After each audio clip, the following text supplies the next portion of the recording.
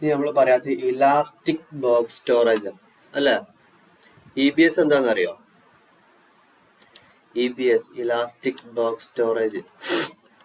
അതിൽ ഒരുപാട് EBS ടൈപ്പുകളുണ്ട്, കാര്യങ്ങളെല്ലാം ഉണ്ട്. ഓക്കെ, എവിടെയെങ്കിലും കേട്ടിട്ടുണ്ടോ EBS? രണ്ട് തരം എന്താണ് സ്റ്റോറേജുകൾ ഉണ്ട് നമുക്ക് ഇതിൽ.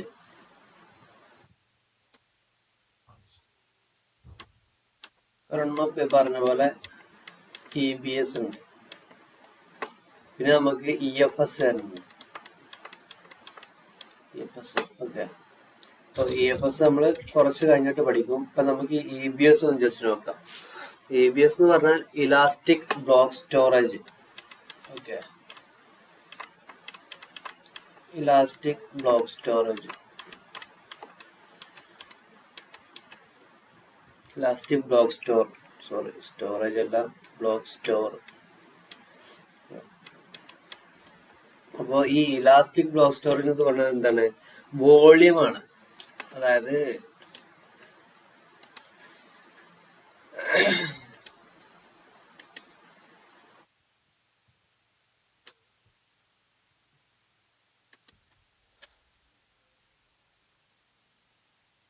നമ്മൾ AWS വോളിയം എന്ന് പറയാം. അതായത് നമ്മളിപ്പോ നമ്മളുടെ ലാപ്ടോപ്പ്, വിൻഡോസ് ആയിക്കോട്ടെ, ഡെസ്ക്ടോപ്പ് ആയിക്കോട്ടെ, ഏതെങ്കിലും ഒരു ഓപ്പറേറ്റിംഗ് സിസ്റ്റമുള്ള നമ്മുടെ ലാപ്ടോപ്പ്, നമ്മുടെ വിൻഡോസിലെല്ലാം നമുക്ക് എന്തറിയാം, ഒരുപാട് സ്റ്റോറേജുകൾ ഉണ്ട് അല്ലേ. അതായത് ഡിസ്ക് ഉണ്ടായിരിക്കും, HDD ആയിരിക്കാം, അതിന്റെ ഹാർഡ് ഡിസ്ക് എന്തായിരിക്കാം, HDD ആയിരിക്കാം, SDD ആയിരിക്കാം, എന്താവട്ടെ. അതിൻ്റെ ഉള്ളിൽ എന്തുണ്ടായിരിക്കും? ഒത്തിരി പാർട്ടീഷൻസ് ഉണ്ടായിരിക്കും അല്ലെ. നമുക്കൊരു C ഡ്രൈവ് ഉണ്ടായിരിക്കും,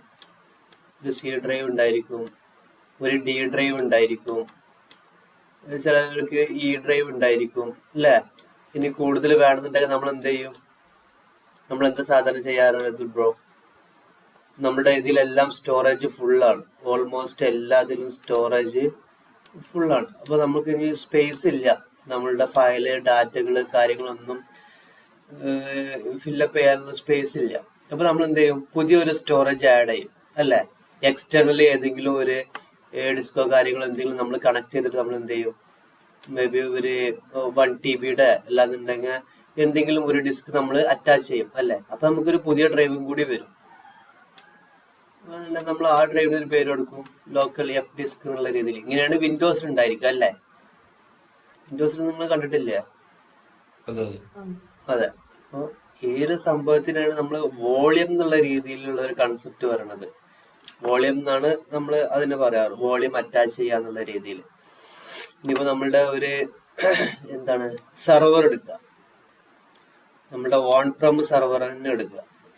ഓക്കെ, AWS ക്ലൗഡ് എന്നുള്ള സെർവർ അല്ല, നോർമൽ നമ്മളുടെ ഓൺ പ്രം സെർവർ. അല്ലാന്നുണ്ടെങ്കിൽ ഫിസിക്കൽ സെർവർ എടുത്തു കഴിഞ്ഞിട്ടുണ്ടെങ്കിൽ, ഫിസിക്കൽ സെർവർ എടുക്കുമ്പോൾ, അതായത് ഫസ്റ്റ് ടൈം ഇപ്പോൾ നമ്മളൊരു സെർവർ പർച്ചേസ് ചെയ്യുമ്പോൾ ആ സെർവർ എംപ്റ്റി ആയിരിക്കും, അതിലൊന്നും ഉണ്ടാകത്തില്ല. ഓക്കെ, ഇതായിരിക്കും ആ ഒരു സെർവർ. ഈ സെർവറിൽ നമ്മൾ ഫസ്റ്റ് എന്ത് ചെയ്യും? നമ്മളൊരു OS ഇൻസ്റ്റാൾ ചെയ്യും. ഓക്കെ, നമ്മളൊരു ലിനക്സ് വേർഷൻ ഏതെങ്കിലും ഒരു OS ഇൻസ്റ്റാൾ ചെയ്യും. അത് കഴിഞ്ഞിട്ട് നമ്മൾ എന്ത് ചെയ്യും? ഈ ഇൻസ്റ്റാൾ ചെയ്യുമ്പോൾ, ലിനക്സ് ഒരു OS ഇൻസ്റ്റാൾ ചെയ്യുമ്പോൾ നമുക്കറിയാം പാർട്ടീഷൻസ് ഉണ്ട്, ഡിസ്ക് അറ്റാച്ച് ചെയ്യണം. അതായത് ഇവിടെ നമ്മളുടെ ലോക്കൽ എൻഡിൽ ഒരു വിൻഡോസ് ഓപ്പറേറ്റിംഗ് സിസ്റ്റത്തിൽ നമുക്ക് എന്തൊക്കെയുണ്ട്? ഡിസ്ക് ഉണ്ട്, കാര്യങ്ങളുണ്ട്. ചുമ്മാ നമുക്കൊരു OS അങ്ങോട്ട് ഇൻസ്റ്റാൾ ചെയ്യാൻ പറ്റില്ല. ഇങ്ങനെ ക്ലിക്ക് ചെയ്ത് നെക്സ്റ്റ് അടിച്ചുകൊണ്ട് നമുക്ക് ഒരിക്കലും ഒരു OS ഒരു സെർവറിലോ ഒരു സിസ്റ്റത്തിലോ നമുക്ക് ഇൻസ്റ്റാൾ ചെയ്യാൻ കഴിയില്ല. അതിന് അതിൻ്റെതായിട്ടുള്ള കുറച്ച് പ്രൊസീജിയേഴ്സ് ഉണ്ട്, കാര്യങ്ങളുണ്ട്, ഫയൽ സിസ്റ്റം ഉണ്ട്, സംഭവങ്ങളെല്ലാം ഉണ്ട്. അപ്പൊ അതെല്ലാം നമ്മൾ അത്തരം സ്റ്റെപ്പുകളെല്ലാം നമ്മൾ കോൺഫിഗർ ചെയ്തുകൊണ്ടാണ് നമ്മളൊരു OS ഇൻസ്റ്റാൾ ചെയ്യുന്നത്. ഒരു ലിനക്സ് OS ഇൻസ്റ്റാൾ ചെയ്യുമ്പോൾ അതിന്റെ ബൂട്ടിങ്ങിന്റെ സംഭവങ്ങളുണ്ട്, അതിനാവശ്യമുള്ള സ്റ്റോറേജുകൾ നമ്മൾ പറഞ്ഞു കൊടുക്കണം. ഒരു ഓൺ പ്രം ആണെന്നുണ്ടെങ്കിൽ നമുക്കറിയാം ചില ഓൺ പ്രം സെർവറിന്റെ എന്താണ് സ്പെക്ക് കാര്യങ്ങളൊക്കെ എടുത്ത് നോക്കിയിട്ട് മേ ബി അതിന്റെ സ്പെസിഫിക്കേഷൻ കാണാം ഡിസ്കിന്റെ. ചിലപ്പോൾ 1 TB 4 ഡിസ്ക് ഉണ്ടായിരിക്കും, 4 ഡിസ്ക് അറ്റാച്ച് ചെയ്തിട്ടുണ്ടാവും. അല്ലാന്നുണ്ടെങ്കിൽ 1 TB 2 ഡിസ്ക് ആയിരിക്കും ഉണ്ടായിരിക്കുക. /dev/sdb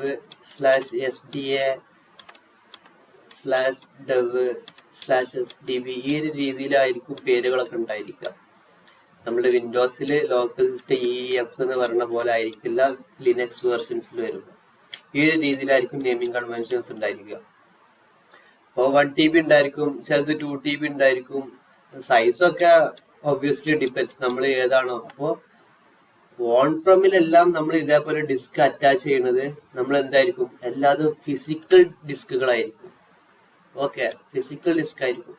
നമ്മൾ ഓപ്പറേറ്റിംഗ് സിസ്റ്റത്തിൽ എന്ത് ഫിസിക്കൽ ഡിസ്ക് അറ്റാച്ച് ചെയ്യും, ഒരു 1 TB ഒരു ഡിസ്ക് അറ്റാച്ച് ചെയ്യും. അതിന്റെ നെയിം ചിലപ്പോൾ എന്തായിരിക്കും, /dev/sda എന്നായിരിക്കും. നമ്മൾ അടുത്തൊരു ഡിസ്ക് നമുക്ക് 2 ഡിസ്ക് വേണം.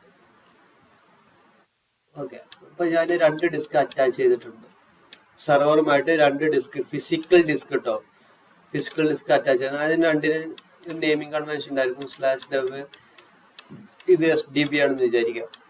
അപ്പൊ 2 ഡിസ്ക് ഞാൻ അറ്റാച്ച് ചെയ്തിട്ടുണ്ട്. അപ്പൊ ലിനക്സ് ഓപ്പറേറ്റിംഗ് സിസ്റ്റം ഞാൻ ഇൻസ്റ്റാൾ ചെയ്യുന്ന ടൈമിൽ ഈ 2 ഡിസ്ക് ഞാൻ ഇതിൽ പറഞ്ഞു കൊടുക്കണം വോയിസ്. അപ്പോൾ അതിന്റെ ഒരു ഡിസ്ക് റൂട്ട് ഡിസ്ക് ആയിട്ട് എടുക്കും, റൂട്ട് വോളി ആയിട്ട് എടുക്കും. അതിൽ ബൂട്ടിന്റെ കാര്യങ്ങള് മറ്റ് കാര്യങ്ങളെല്ലാം കോൺഫിഗർ ചെയ്യും. അത്തരം സംഭവങ്ങളൊക്കെ ബാക്കറ്റിൽ നടക്കും. അങ്ങനെ കുറച്ച് പ്രൊസീജിയേഴ്സ് ഉണ്ട്. ഓക്കെ, അപ്പോൾ ഞാൻ പറഞ്ഞു തരുന്നത് ഈ ഒരു കൺസെപ്റ്റ് മനസ്സിലാക്കാം. നമ്മൾ ഫിസിക്കൽ സെർവർ ആകുമ്പോൾ നമ്മൾ എന്താണ്, ഫിസിക്കൽ ഡിസ്കുകൾ അറ്റാച്ച് ചെയ്യും. ഓക്കെ, അതിൻ്റെ ഉള്ളിൽ നമ്മൾ എന്ത് ചെയ്യും, എന്നിട്ടാണ് കോൺഫിഗർ ചെയ്യുക. ബട്ട് നമ്മളുടെ വിർച്വൽ കൺസെപ്റ്റിൽ വരുമ്പോൾ നമുക്ക് ഉള്ള പരിപാടി എന്താന്ന് വെച്ചാൽ, നമുക്ക് ഏറ്റവും എളുപ്പമായിട്ട് നമുക്ക് പരിപാടികൾ നമ്മുടെ കൺസോളിൽ നിന്നും ഹാൻഡിൽ ചെയ്യാൻ കഴിയും. ആ സംഭവം നമ്മൾ ചെയ്തിട്ടുണ്ട്. ഇപ്പം നമ്മളൊരു ഇൻസ്റ്റൻസ് ലോഞ്ച് ചെയ്യുന്ന ടൈമിൽ നമ്മൾ ഇൻസ്റ്റൻസിന് നെയിം കൊടുക്കുന്നു അല്ലേ. അത് കഴിഞ്ഞിട്ട് ഏത് ഓപ്പറേറ്റിംഗ് സിസ്റ്റം നമ്മൾ പറഞ്ഞു കൊടുക്കുന്നുണ്ട്, ഏത് രീതിയിലുള്ള സെർവറാണ് വേണ്ടത് നമ്മൾ ഇൻസ്റ്റൻസ് ടൈപ്പിൽ പറഞ്ഞു കൊടുക്കുന്നുണ്ട്. ആ സെർവറിലോട്ടുള്ള ഒരു ഒതന്റിക്കേഷൻ കീ എന്നുള്ള രീതിയിൽ നമ്മളൊരു കീ പെയർ ക്രിയേറ്റ് ചെയ്യുന്നുണ്ട്. അത് ഏത് VPCയിലാണ്, ഏത് സബ്നെറ്റിലാണ്, അതെല്ലാം പറഞ്ഞു കൊടുക്കുന്നത്. അതിന് വേണ്ട ഒരു ഫയർവാൾ നമ്മൾ സെക്യൂരിറ്റി ഗ്രൂപ്പിൽ പറഞ്ഞു കൊടുക്കുന്നുണ്ട്. അത് കഴിഞ്ഞിട്ട് ഇവിടെ ഉണ്ടാവും കോൺഫിഗറേഷൻ സ്റ്റോറേജ്. ഓക്കെ, ഇവിടെയാണ് നമ്മൾ എന്ത് ആക്ച്വലി ചെയ്യുന്നത്, ഈ EBS വോളിയം നമ്മൾ അറ്റാച്ച് ചെയ്യുന്നത്. ഇതാണ് EBS. ഓക്കെ, ഇതാണ് ശരിക്കും EBS വോളിയം വരുന്നത്. ഇവിടെ നമ്മൾ എന്താ നോർമലി ബൈ ഡിഫോൾട്ട് എപ്പോഴും നമ്മളൊരു EC2 ഇൻസ്റ്റൻസ് ലോഞ്ച് ചെയ്യുമ്പോൾ 8 GB ഒരു എന്തായിരിക്കും റൂട്ട് വോളി ആയിരിക്കും അറ്റാച്ച് ആവുന്നത്. ഓക്കെ, അത് വേണമെന്നുണ്ടെങ്കിൽ അപ് ടു 30 GB വരെ നമുക്ക് ഫ്രീ ആണ്, ഫ്രീ ടിയറിൽ പോകുന്നുണ്ട്. നമുക്ക് അത് എത്ര വേണമെങ്കിലും ഓട്ടോമാറ്റിക് പറഞ്ഞല്ലേ. അതെ അതെ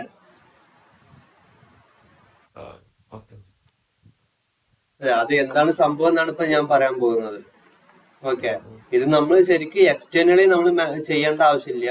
നമ്മളൊരു EC2 ഇൻസ്റ്റൻസ് ലോഞ്ച് ചെയ്യുന്ന ടൈമിൽ തന്നെ നമുക്ക് അതിന്റെ കൂടെ ഉണ്ടായിരിക്കും. ഓക്കെ, അപ്പൊ ഞാൻ നേരത്തെ പറഞ്ഞത് ഓർമ്മയുണ്ടോ, ഒരു ഓൺ പ്രമില് ഡിസ്കുകൾ ആദ്യം നമ്മൾ എന്ത് ചെയ്യും, സെർവറിന്റെ ഉള്ളിൽ നമ്മൾ അറ്റാച്ച് ചെയ്യും. ഓക്കെ, പ്ലഗ് ഇൻ ചെയ്യും. ഓക്കെ, അപ്പൊ നമ്മള് ജസ്റ്റ് ഇമാജിൻ ചെയ്യാം, അപ്പൊ നമ്മളുടെ വീട്ടിലുള്ള ഒരു ഡെസ്ക് ടോപ്പ് ആണെന്നുണ്ടെങ്കിൽ CPU ഉണ്ടായിരിക്കും അല്ലെ. CPU ഉണ്ടായിരിക്കും. CPUല് നമുക്ക് CD ഡ്രൈവ് CD എല്ലാം ഇടാനുള്ള, ഇപ്പൊ ആരും അത് യൂസ് ചെയ്യാറില്ല. നമുക്കൊരു സ്ഥലം ഉണ്ടായിരിക്കുമല്ലോ, സ്പേസ് അല്ലേ CPUല്. നിങ്ങൾ ആരും ഡെസ്ക്ടോപ്പ് യൂസ് ചെയ്യുന്നില്ലേ? അതെ. അപ്പൊ അവിടെ ഡിസ്ക് ഇട്ടാലേ നമുക്ക് നമ്മളുടെ മോണിറ്ററില്, നമ്മളുടെ എക്സ്പ്ലോററില് ആ ഒരു ഡിസ്ക് നമുക്ക് ആക്സസിബിൾ ആവാനുള്ള ഒരു ഓപ്ഷൻ കാണത്തുള്ളൂ അല്ലെ. ഇവിടെ ഡിസ്ക് ഇട്ടില്ല എന്നുണ്ടെങ്കിൽ മോണിറ്ററിൽ നമുക്ക് ആ ഡിസ്ക് ഓപ്പൺ ചെയ്യാൻ കഴിയുമോ? ഇല്ല.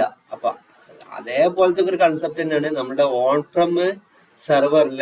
നമ്മൾ ആദ്യം ഡിസ്ക് അറ്റാച്ച് ചെയ്യും, അതിനായിട്ടുള്ള പൊസിഷൻസ് ഉണ്ടായിരിക്കും. അവിടെ നമ്മൾ അതിനുള്ള പ്ലഗിന് കാര്യങ്ങളെല്ലാം കൊടുക്കും. എന്നിട്ട് നമ്മൾ ലിനക്സ് ഓപ്പറേറ്റിംഗ് സിസ്റ്റം നമ്മൾ കോൺഫിഗർ ചെയ്യുന്ന ടൈമിൽ, ലിനക്സ് ഒരു ഓപ്പറേറ്റിംഗ് സിസ്റ്റം നമ്മൾ ഇൻസ്റ്റാൾ ചെയ്യുന്ന ടൈമിൽ ഈ ഡിസ്കുകളുടെ നെയിം നമ്മൾ പറഞ്ഞു കൊടുത്തിട്ട് അത് കോൺഫിഗർ ചെയ്യും. ഓക്കെ, ഈ ഡിസ്ക് ഇന്ന ആവശ്യത്തിന്. ഇപ്പോൾ നമ്മളുടെ വിൻഡോസിൽ നോക്കിയാൽ തന്നെ അറിയാം. വിൻഡോസിൽ ഇപ്പോൾ ഒരു C ഡ്രൈവ് ഉണ്ട്, C ഡ്രൈവ് ഉണ്ടായിരിക്കും, D ഡ്രൈവ് ഉണ്ടായിരിക്കും, E ഡ്രൈവ് ഉണ്ടായിരിക്കും. മൂന്ന് ഡ്രൈവിലും ഒരേ സംഭവങ്ങളാണോ? നിങ്ങൾ ചെക്ക് ചെയ്തിട്ടുണ്ടോ? സി ഡ്രൈവിൽ എന്തായിരിക്കും? നമ്മുടെ സിസ്റ്റവുമായിട്ടുള്ള, നമ്മുടെ കമ്പ്യൂട്ടറുമായിട്ടുള്ള കോൺഫിഗറേഷൻസ്, നമ്മൾ ഇൻസ്റ്റാൾ ചെയ്തിട്ടുള്ള ആപ്ലിക്കേഷന്റെ കോൺഫിഗറേഷൻസ് അല്ലേ, അത്തരം സംഭവങ്ങളായിരിക്കും മെയിൻ ആയിട്ട് ഉണ്ടായിരിക്കുക. ശരിയല്ലേ? ഡി ഡ്രൈവിൽ എന്തായിരിക്കും? വേറെ കാര്യങ്ങളായിരിക്കും. ഈ ഡ്രൈവിൽ എന്തായിരിക്കും? ചിലപ്പോൾ നമ്മുടെ പേഴ്സണൽ കാര്യങ്ങളായിരിക്കും, നമ്മൾ ക്രിയേറ്റ് ചെയ്തിട്ടുള്ള ഫയല് കാര്യങ്ങള്. അപ്പോൾ ഓരോ ഡിസ്കിനും എന്തായിരിക്കും? പർപ്പസ് ഡിഫറെന്റ് ആയിരിക്കും. അപ്പൊ അതുപോലെ തന്നെയാണ് നമ്മളൊരു ലിനക്സിൽ നമ്മൾ ചെയ്യുമ്പോഴും നമ്മൾ എന്ത് പറഞ്ഞു കൊടുക്കും? ഒരെണ്ണം നമ്മൾ റൂട്ട് വോളി ആയിട്ട് എടുക്കും. ഈ റൂട്ട് വോളിയത്തിലാണ് നമ്മൾ അതിന്റെ ഒരു സെർവറിന്റെ കോൺഫിഗറേഷൻസ്, സെർവർ ബൂട്ടിങ്ങിന്റെ ടൈമിലുള്ള സംഭവങ്ങൾ, അത്ര സംഭവങ്ങളൊക്കെ നമ്മളൊരു ഡിസ്കിൽ കൊടുക്കും. ബാക്കിയുള്ള കാര്യങ്ങളൊക്കെ ഒരു ഡിസ്കിൽ നമ്മൾ കോൺഫിഗർ ചെയ്യും. അതിന് ഒരു സംഭവം ഉണ്ട്, സ്ലാഷ് ബൂട്ട് എന്ന് പറഞ്ഞൊരു ഡയറക്ടർ ഉണ്ട്. അതിന് ഇത്ര സ്പെസിഫിക്കേഷൻ വേണം, ബാക്കി സ്ലാഷ് റൂട്ടിന് ഇത്ര വേണം. ഇങ്ങനെയൊക്കെ കുറച്ച് സംഭവങ്ങളുണ്ട്. അതൊക്കെ ലിനക്സിന്റെ കോറിൽ വരുന്ന സാധനങ്ങളാണ്. ഓക്കെ, നിങ്ങൾ ലിനക്സ് ഒക്കെ ഇൻസ്റ്റാൾ ചെയ്യുന്നവരാണെന്നുണ്ടെങ്കിൽ അപ്പോഴേ നിങ്ങൾക്ക് ആവശ്യമുള്ളൂ. ഇങ്ങനെ കുറച്ച് സംഭവങ്ങളുണ്ട്, അതൊക്കെ നമ്മൾ കോൺഫിഗർ ചെയ്യും ഇൻസ്റ്റാളേഷൻ ടൈമിൽ. ബട്ട് ഞാനിപ്പോൾ പറഞ്ഞു വന്നത്, AWS ഒരു കേസിൽ വരുമ്പോൾ നമുക്ക് അത്രയും മാനുവൽ വർക്കുകളില്ല. ഓക്കെ, നമ്മൾ സിമ്പിളായിട്ട് എന്ത് ചെയ്യുന്നുണ്ട്? ഇപ്പോൾ ഒരു EC2 ഇൻസ്റ്റൻസ് നമ്മൾ ലോഞ്ച് ചെയ്യുന്ന ടൈമിൽ നമ്മൾ അതിൻ്റെ OS സെലക്ട് ചെയ്യുന്നുണ്ട്. ഇതിൻ്റെ OS വേണം, ഈ സെർവർ ടൈപ്പ്, ഇപ്പോൾ T3 മീഡിയ എന്ന് പറഞ്ഞ സെർവർ, അതിൻ്റെ സ്പെസിഫിക്കേഷൻ എല്ലാം നമുക്ക് 1 ക്ലിക്കിൽ കിട്ടുന്നുണ്ട്. അതാണ് ഇതിൻ്റെ ഒരു ബെനിഫിറ്റ് എന്ന് പറഞ്ഞത്. ഇനി നമുക്കറിയാം, ഒരു OS ഇൻസ്റ്റാൾ ചെയ്യുന്നുണ്ടെങ്കിൽ അതിന് എന്ത് വേണം? സ്റ്റോറേജ് സ്പേസ് വേണം അല്ലേ? ചുമ്മാ നമുക്കൊരു OS ഇൻസ്റ്റാൾ ചെയ്യാൻ കഴിയില്ല. കാരണം OS ഇൻസ്റ്റാളേഷൻ നടക്കുന്ന ടൈമിൽ ഒരുപാട് OSന്റെ കോൺഫിഗറേഷൻ ഫയൽസുകൾ സ്റ്റോർ ആവണം. ഓക്കെ, പിന്നെ നമ്മളുടെ കാര്യങ്ങൾ സ്റ്റോർ ചെയ്യാനുള്ള സ്പേസ് വേണം. അപ്പൊ അതിന് എന്ത് വേണം? വോളിയൂംസ് വേണം. നേരത്തെ നമ്മൾ പറഞ്ഞ പോലെ, ഡിസ്ക് പറഞ്ഞ പോലെ, നമുക്ക് എന്ത് വേണം? വോളിയൂംസ് വേണം. അപ്പൊ നമ്മളിപ്പോ ഇവിടെ എടുക്കുന്നത് എന്താണ്? EBS വോളിയൂംസ് ആണ്, ഇലാസ്റ്റിക് ബ്ലോക്ക് സ്റ്റോർ ആണ് എടുക്കുന്നത്. അപ്പൊ നമ്മൾ എന്ത് ചെയ്യും?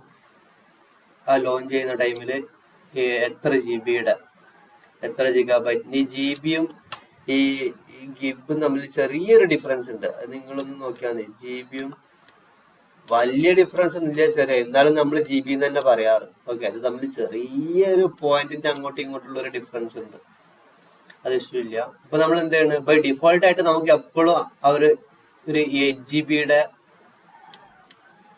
ഒരു വോളിയം തരും. നമുക്ക് വേണമെന്നുണ്ടെങ്കിൽ അപ് ടു 30 വരെ നമുക്ക് ഫ്രീ ആണ്. അതിന്റെ മുകളിലോട്ട് നമുക്ക് എടുക്കാം. നമുക്ക് ഇവിടെ വേണമെന്നുണ്ടെങ്കിൽ 50 ഒക്കെ കൊടുക്കാം.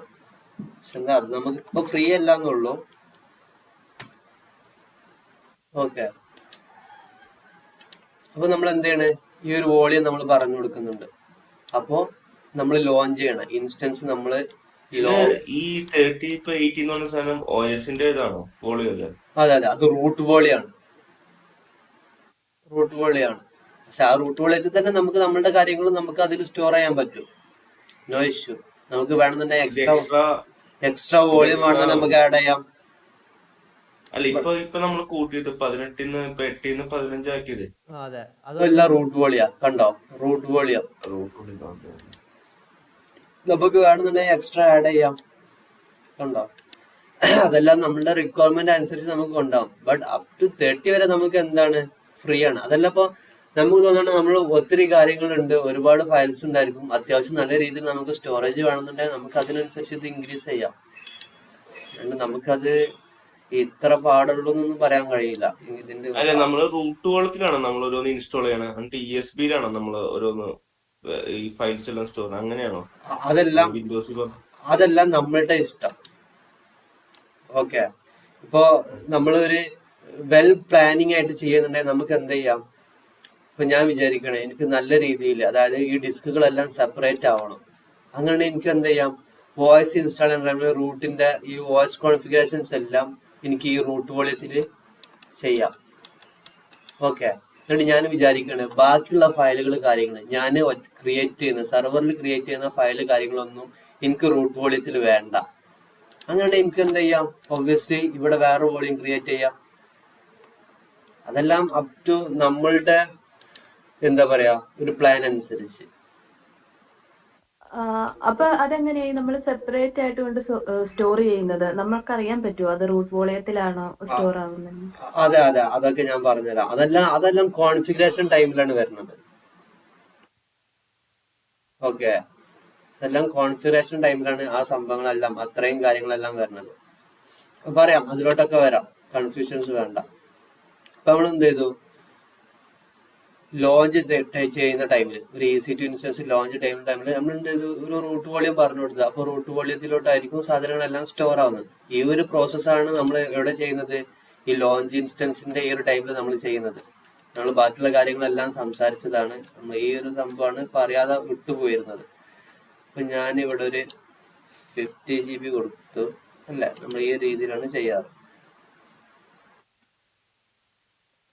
വോളിയം ഓക്കെ, ഇവിടെ എടുത്തു കഴിഞ്ഞാൽ അതിന്റെ ഓപ്ഷൻസ് കാണാം.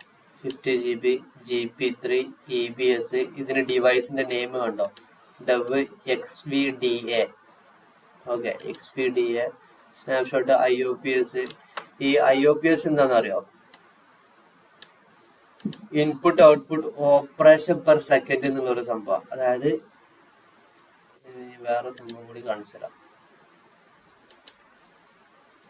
ഓക്കെ, നമ്മൾ ഈ EBS വോളിയം നമ്മൾ കോൺഫിഗർ ചെയ്യുന്ന ടൈമിൽ നമുക്ക് ഇവിടെ ഒത്തിരി ഓപ്ഷൻസുകൾ ഉണ്ട്. Okay, general purpose SSD GP3 ഉണ്ട്, ജനറൽ പർപ്പസ് SSD GP2 ഉണ്ട്, പിന്നെ പ്രൊവിഷൻഡ് IOPS SSD ഉണ്ട്, അതായത് IO1 എന്ന് പറയും. പ്രൊവിഷൻഡ് IOPS SSD2 ഉണ്ട്. ഇത് തമ്മിലുള്ള ഡിഫറൻസ് എന്താണെന്ന് വെച്ചാൽ ഇതിന്റെ വർക്കിങ്ങിലുള്ളൊരു ഡിഫറൻസാണ്. ഓക്കെ, അതായത് ഇതിന്റെ പെർഫോമൻസ്. GP2നേക്കാളും കുറച്ചും കൂടി പെർഫോമൻസ് കൂടുതലായിരിക്കും GP3. പല കാര്യങ്ങൾ കൊണ്ടും പെർഫോമൻസ് കൂടാം, അത്ര സംഭവമുണ്ട്. അത് ഞാൻ പറഞ്ഞുതരാം. അപ്പൊ ഞാൻ തൽക്കാലം GP2 എടുക്കുകയാണ്. GP2 റൂട്ട് വോളിയം എടുത്തു. എന്നിട്ട് നമ്മൾ ക്രിയേറ്റ് ചെയ്യുന്നു. അങ്ങനെയാണ് സാധാരണ നമ്മൾ ക്രിയേറ്റ് ചെയ്യാറില്ല. ബൈ ഡിഫോൾട്ട് റൂട്ട് മാത്രമേ ഉണ്ടാവുള്ളൂ നമ്മള്. അതെ അതെ, റൂട്ട് മാത്രം ഉണ്ടാകത്തുള്ളൂ. ഇപ്പോ ഇവിടെ നിങ്ങൾക്ക് നോക്കിയാൽ അറിയാം, ഒരു സെർവർ റണ്ണിങ് ആണ്. നമ്മുടെ മൈ ട്രെയിനിങ് എന്ന് പറഞ്ഞ ആ ഒരു സെർവർ റണ്ണിങ് ആണ്. ഈ IP-യിൽ നമ്മൾ എന്തോ മറ്റേ ആന്റിക്കിന്റെ വെബ്സൈറ്റ് ഉണ്ടെന്ന് തോന്നുന്നു അല്ലേ? ഓക്കെ, ഇത് ആന്റിക്കിന്റെ നമ്മുടെ വെബ്സൈറ്റ് ഉണ്ട്. അപ്പോൾ നമ്മുടെ ഈ ലെഫ്റ്റ് നാവ് ബാറിൽ വന്നു കഴിഞ്ഞാൽ ഇലാസ്റ്റിക് ബ്ലോക്ക് സ്റ്റോർ കാണാം, ഇവിടെ വോളിയംസ് കാണാം. അപ്പൊ ഞാൻ ഈ വോളിയം ജസ്റ്റ് ക്ലിക്ക് ചെയ്തു. വോളിയം ക്ലിക്ക് ചെയ്ത് എനിക്ക് എന്ത് കാണാം, ഒരു GP2 വോളിയം ഉണ്ട്. 10 GB-യുടെ ഒരു GP2 വോളിയം ഉണ്ട്. അതിന്റെ IOPS കാണാം, 100 ആണ്. അതുപോലെ അതിന്റെ ഇത് ഇൻ യൂസ് ആണ്. അതായത് ഈ കാണുന്ന വോളിയം നമ്മളുടെ ഈ EC2 ഇൻസ്റ്റൻസ് യൂസ് ചെയ്യുന്നുണ്ട്. ഓക്കെ, അതിന്റെ ആ ഒരു EBS വോളിയം. അതായത് ഈ EC2 ഇൻസ്റ്റൻസ് ക്രിയേറ്റ് ചെയ്യുമ്പോൾ നമ്മൾ ഒരു വോളിയം അറ്റാച്ച് ചെയ്തല്ലോ, അതാണ്. അത് ഈ സ്റ്റോറേജിൽ വന്നാൽ കാണാം. ഇവിടെ കണ്ടോ, ബ്ലോക്ക് ഡിവൈസസിൽ കാണാം 9B1. ആ 9B1 ആണ് നമുക്ക് ഇവിടെ കാണുന്നത്. വോളിയംസിൽ വന്നു കഴിഞ്ഞാൽ ഇവിടെ കാണുന്നത് 9B1. ഓക്കെ, ഇനി കുറച്ച് സംഭവങ്ങൾ പറഞ്ഞുതരാം. അതായത് ഈ EBSനുള്ള എന്താ പറയാ, ചെറിയ ചെറിയ കുറച്ച് പോയിന്റുകൾ ഉണ്ട്. അതായത് ഇതൊരു ഫിസിക്കൽ ഡ്രൈവ് അല്ല, നമ്മൾ മുന്നേ പറഞ്ഞ പോലെ എന്താണ്, ഒരു വിർച്വൽ ഡ്രൈവ് ആണ്, ഒരു നെറ്റ്വർക്ക് ഡ്രൈവ് ആണ്, അല്ല ഒരു ഡ്രൈവ് ആണ്. ഇപ്പൊ നമ്മൾ കമ്പ്യൂട്ടറിൽ നമ്മൾ എന്ത് USB സ്റ്റിക്ക് എല്ലാം യൂസ് ചെയ്യാറില്ലേ, USB യൂസ് ചെയ്യാറില്ലേ? അതെ, USB നമ്മള് നമ്മുടെ ലാപ്ടോപ്പില് അല്ലാന്നുണ്ടെങ്കിൽ നമ്മുടെ ഡെസ്ക്ടോപ്പിൽ എവിടെയെങ്കിലും നമ്മളത് പ്ലഗ് ഇൻ ചെയ്യുമ്പോൾ അത് വർക്കാവും, അല്ലേ? ഇത് പോർട്ടബിൾ ആണ്. നമുക്ക് വേണമെന്നുണ്ടെങ്കിൽ ഇവിടുന്ന് ഊരിക്കൊണ്ട് നമുക്ക് അടുത്ത ഒരെണ്ണത്തിൽ പ്ലഗ് ചെയ്യാൻ കഴിയും, അല്ലെ? വേറെ ലാപ്ടോപ്പ് ഉണ്ടെങ്കിൽ ആ ലാപ്ടോപ്പിൽ പ്ലഗ് ചെയ്യാൻ കഴിയും. അപ്പോൾ ഇവിടെ ഉള്ള ഡാറ്റാസ് ഒക്കെ പിന്നെ ഇവിടെ കാണാം, പിന്നെ ഇവിടെ ഉണ്ടാവത്തില്ല, അല്ലേ? USB നമുക്ക് അങ്ങനെയല്ല നമ്മൾ യൂസ് ചെയ്യുന്നത്. ഇപ്പൊ USB ഒരു ലാപ്ടോപ്പിൽ കുത്തി കഴിഞ്ഞാൽ ആ USB-യിലുള്ള ഡാറ്റാസ് എല്ലാം ഇവിടെ കാണാം. അവിടുന്ന് ഊരി നമ്മൾ അപ്പുറത്തൊരു ലാപ്ടോപ്പിൽ നമ്മൾ കുത്തി കഴിഞ്ഞാൽ അവിടെ കാണാം ആ ഡാറ്റാസ് എല്ലാം. അതുപോലെ തന്നെയാണ് EBS. എന്താണ്, നമുക്ക് അങ്ങോട്ടും ഇങ്ങോട്ടൊക്കെ ചേഞ്ച് ചെയ്യാൻ കഴിയും. ഓക്കെ, അതാണ് ഇതിന്റെ ഒക്കെ ഒരു ബെനിഫിറ്റ് എന്ന് പറഞ്ഞത്. ഇപ്പോൾ ഈ ഒരു സെർവറിൽ നമ്മളൊരു EBS അറ്റാച്ച് ചെയ്തിട്ടുണ്ടെന്ന് വിചാരിക്കാം. ഒരു EBS വോളിയം ഞാൻ അറ്റാച്ച് ചെയ്തിട്ടുണ്ട്. ഓക്കെ, അപ്പോൾ ഈ EBS വോളിയത്തിലുള്ള ഡാറ്റാസ്, ഫയല്, കാര്യങ്ങളെല്ലാം എനിക്ക് എവിടെ കിട്ടും? ഈ ഒരു സെർവറിലായിരിക്കും കിട്ടുന്നത്. എനിക്ക് വേണമെന്നുണ്ടെങ്കിൽ വേറൊരു സെർവർ ക്രിയേറ്റ് ചെയ്തിട്ട്, വേറൊരു EC2 ക്രിയേറ്റ് ചെയ്തിട്ട് ഈ കണക്ഷൻ ഇവിടെ നിന്ന് ഒഴിവാക്കിയിട്ട് ഇത് വേണമെന്നുണ്ടെങ്കിൽ എനിക്ക് ഇങ്ങോട്ട് അറ്റാച്ച് ചെയ്യാം. അപ്പോൾ ഈ സെർവറിൽ ഉണ്ടായിരുന്ന കണ്ടന്റ് എന്തൊക്കെയാണോ സെയിം സാധനങ്ങളായിരിക്കും എനിക്ക് ഇവിടെ കിട്ടുക. ഈ രീതിയിലൊക്കെ നമുക്ക് ചെയ്യാം. ഒരു നമ്മുടെ ഒരു USB സ്റ്റിക്ക് പോലെ തന്നെയാണ് എന്ത് നമ്മുടെ EBS വോളിയം. പിന്നെ വേറൊരു ഇഷ്യൂ വരുന്നത് എന്താന്ന് വെച്ചാൽ, ഇപ്പോ ഇത് നമ്മളുടെ ഒരു റീജിയൻ ആണെന്ന് വിചാരിക്കുക. നമ്മളുടെ ഒരു മുംബൈ റീജിയൻ ആണ്. മുംബൈ റീജിയനിൽ 3 അവൈലബിലിറ്റി സോൺ ഉണ്ട്. ഓക്കെ, 3 അവൈലബിലിറ്റി സോൺ ഉണ്ട്. ഇത് മുംബൈക്ക് എന്താ പറയാ, US മുംബൈ റീജിയന്റെ കോഡ് എന്തായിരുന്നു? Mumbai AP South 1. ഓക്കെ, അപ്പൊ ഇതെന്താണ്? ഇത് AP South 1A ആണ്. ഇത് AP South 1B ആണ്. ഇത് AP South 1C ആണ്. ഓക്കെ, ഇനി AP South 1Bയിൽ എനിക്കൊരു EC2 ഇൻസ്റ്റൻസ് ഉണ്ട്.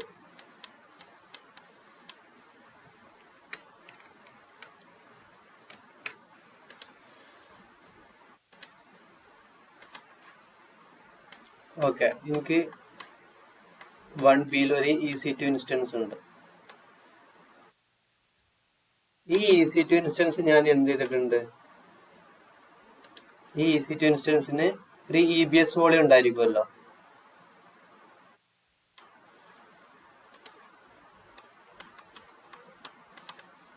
ഒരു EBS വോളിയം ഉണ്ട്. ഓക്കെ, അപ്പൊ ഈ EBS വോളിയം ഇപ്പൊ ആരുമായിട്ട് കണക്റ്റഡാ? ഈ EC2മായിട്ട് കണക്റ്റഡാ. ഓക്കെ, ഈ EBS വോളിയത്തിന്റെ ഒരു പ്രത്യേകത എന്താന്ന് വെച്ചാൽ, ഇത് അവൈലബിലിറ്റി സോണിൽ എന്താണ്? ലോക്കഡാ. ഓക്കെ, ആ ഒരു രീതിയിൽ നമ്മൾ പറയാം, locked to an availability zone എന്ന് നമ്മൾ പറയാം.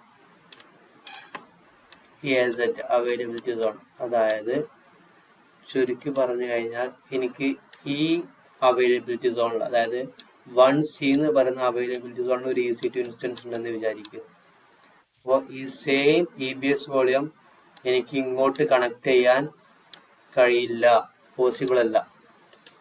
ഓക്കെ, ഈ കണക്ഷൻ എന്താണ്? പോസിബിൾ അല്ല. അതുപോലെ തന്നെ ഒരു EBS volume at a time 2 EC2 ഇൻസ്റ്റൻസിലോട്ടും പോസിബിൾ അല്ല. ഓക്കെ, അപ്പോൾ ഇതിൻ്റെ ഒരു EC2 ഇൻസ്റ്റൻസ് ആണ്. എനിക്ക് ഇവിടെയും ഒരു EC2 ഇൻസ്റ്റൻസ് ഉണ്ട്. ഓക്കെ, ഇതിൻ്റെ ഒരു EBS വോളിയാണ്.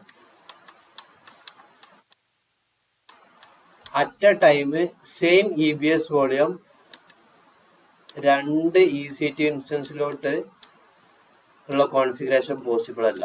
ഇങ്ങനെ കണക്ട് ചെയ്യാൻ നമുക്ക് കഴിയില്ല. അറ്റ് എ ടൈം ഒരൊറ്റ EC2 ഇൻസ്റ്റൻസിലോട്ട്, ഒരു EC2 ഇൻസ്റ്റൻസിലോട്ടേ നമുക്ക് കണക്ട് ചെയ്യാൻ കഴിയുള്ളൂ. ഓക്കെ, അത് മനസ്സിലാക്കി വെക്കുക കേട്ടോ. At a time 1 EC2 instance കണക്ഷന്. അതുപോലെ വേറെ എന്താ മനസ്സിലാക്കണ്ടേ?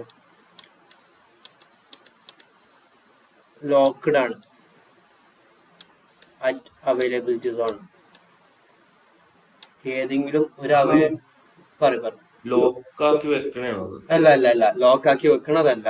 അത് ആ ഒരു രീതിയിലാണ് AWS ഇതിന്റെ ഒരു സെറ്റപ്പ് ചെയ്തിട്ടുള്ളത്. ഓക്കെ, അതായത് ഒരു അവൈലബിലിറ്റി സോണിൽ കണക്ട് ചെയ്യാൻ പറ്റുള്ളൂ, അങ്ങനെയാണോ ഉദ്ദേശിച്ചത്? അതെ, ഞാൻ പറഞ്ഞുതരാം. ഇപ്പൊ ഈ 1Bയിൽ എനിക്ക് എന്തുണ്ട്? 1B തന്നെ എനിക്ക് വേറൊരു EC2 ഇൻസ്റ്റൻസ് ഉണ്ടെന്ന് വിചാരിക്കും. അപ്പൊ എനിക്ക് വേണമെന്നുണ്ടെങ്കിൽ ഈ കണക്ഷൻ ഒഴിവാക്കിയിട്ട് എനിക്ക് വേണമെന്നുണ്ടെങ്കിൽ ഇതിലോട്ട് കണക്ട് ചെയ്യാം. അറ്റ് എ ടൈം 2 പറ്റൂല. അപ്പൊ ഈ അവൈലബിലിറ്റി സോണിൽ തന്നെ എനിക്കൊരു EC2 ഇൻസ്റ്റൻസ് ഉണ്ടെങ്കിൽ എനിക്ക് ഈ EBS വോളിയം ഇങ്ങോട്ട് കണക്ട് ചെയ്യാം. മനസ്സിലായോ? പക്ഷെ എനിക്ക് ഇവിടെയോ അല്ലാന്നുണ്ടെങ്കിൽ ഇവിടെയോ ഒരു EC2 ഇൻസ്റ്റൻസ് ഉണ്ടെങ്കിൽ എനിക്ക് അങ്ങോട്ട് കണക്ട് ചെയ്യാൻ കഴിയില്ല. കാരണം എന്താ, അത് ഡിഫറെന്റ് അവൈലബിലിറ്റി സോണാണ്. അത് ഒരു സംഭവം ഞാൻ പറഞ്ഞുതരാം. അത് എന്താണ് അതിന്റെ ബാക്കിലുള്ള സംഭവം എന്താന്ന് വെച്ചാൽ, ഈ EBS വോളിയത്ത് മെയിൻ ആയിട്ട് നമ്മൾ ഉപയോഗിക്കുന്നത് എന്താന്ന് വെച്ചാൽ, ഇതില് ഡാറ്റ എന്തായിരിക്കും, പെർസിസ്റ്റ് ആയിരിക്കും. ഓക്കെ, പെർസിസ്റ്റ് എന്ന് പറഞ്ഞിട്ടുണ്ടെങ്കിൽ കോൺസ്റ്റന്റ് ആയിരിക്കും, ഒരിക്കലും നമുക്ക് ഡാറ്റ നഷ്ടാവത്തില്ല. ഓക്കെ, ഇനിയിപ്പോ ഈ EC2 ഇൻസ്റ്റൻസ് ഞാൻ ടെർമിനേറ്റ് ചെയ്ത് കഴിഞ്ഞാലും, ഈ ഇൻസ്റ്റൻസ് ഞാൻ ടെർമിനേറ്റ് ചെയ്ത് കഴിഞ്ഞിട്ടുണ്ടെങ്കിൽ എന്നാലും എനിക്ക് ഈ EBS വോളിയത്തിലുള്ള ഡാറ്റ അവൈലബിൾ ആണ്. അതാണ് ഈ EBS വോളിയത്തിന്റെ മറ്റൊരു പ്രത്യേകത. ഓക്കെ, ഡാറ്റ എന്തായിരിക്കും, പെർസിസ്റ്റന്റ് ആയിരിക്കും. അതിനാണ് നമ്മൾ EBS വോളിയം ആക്ച്വലി ഉപയോഗിക്കുന്നത്.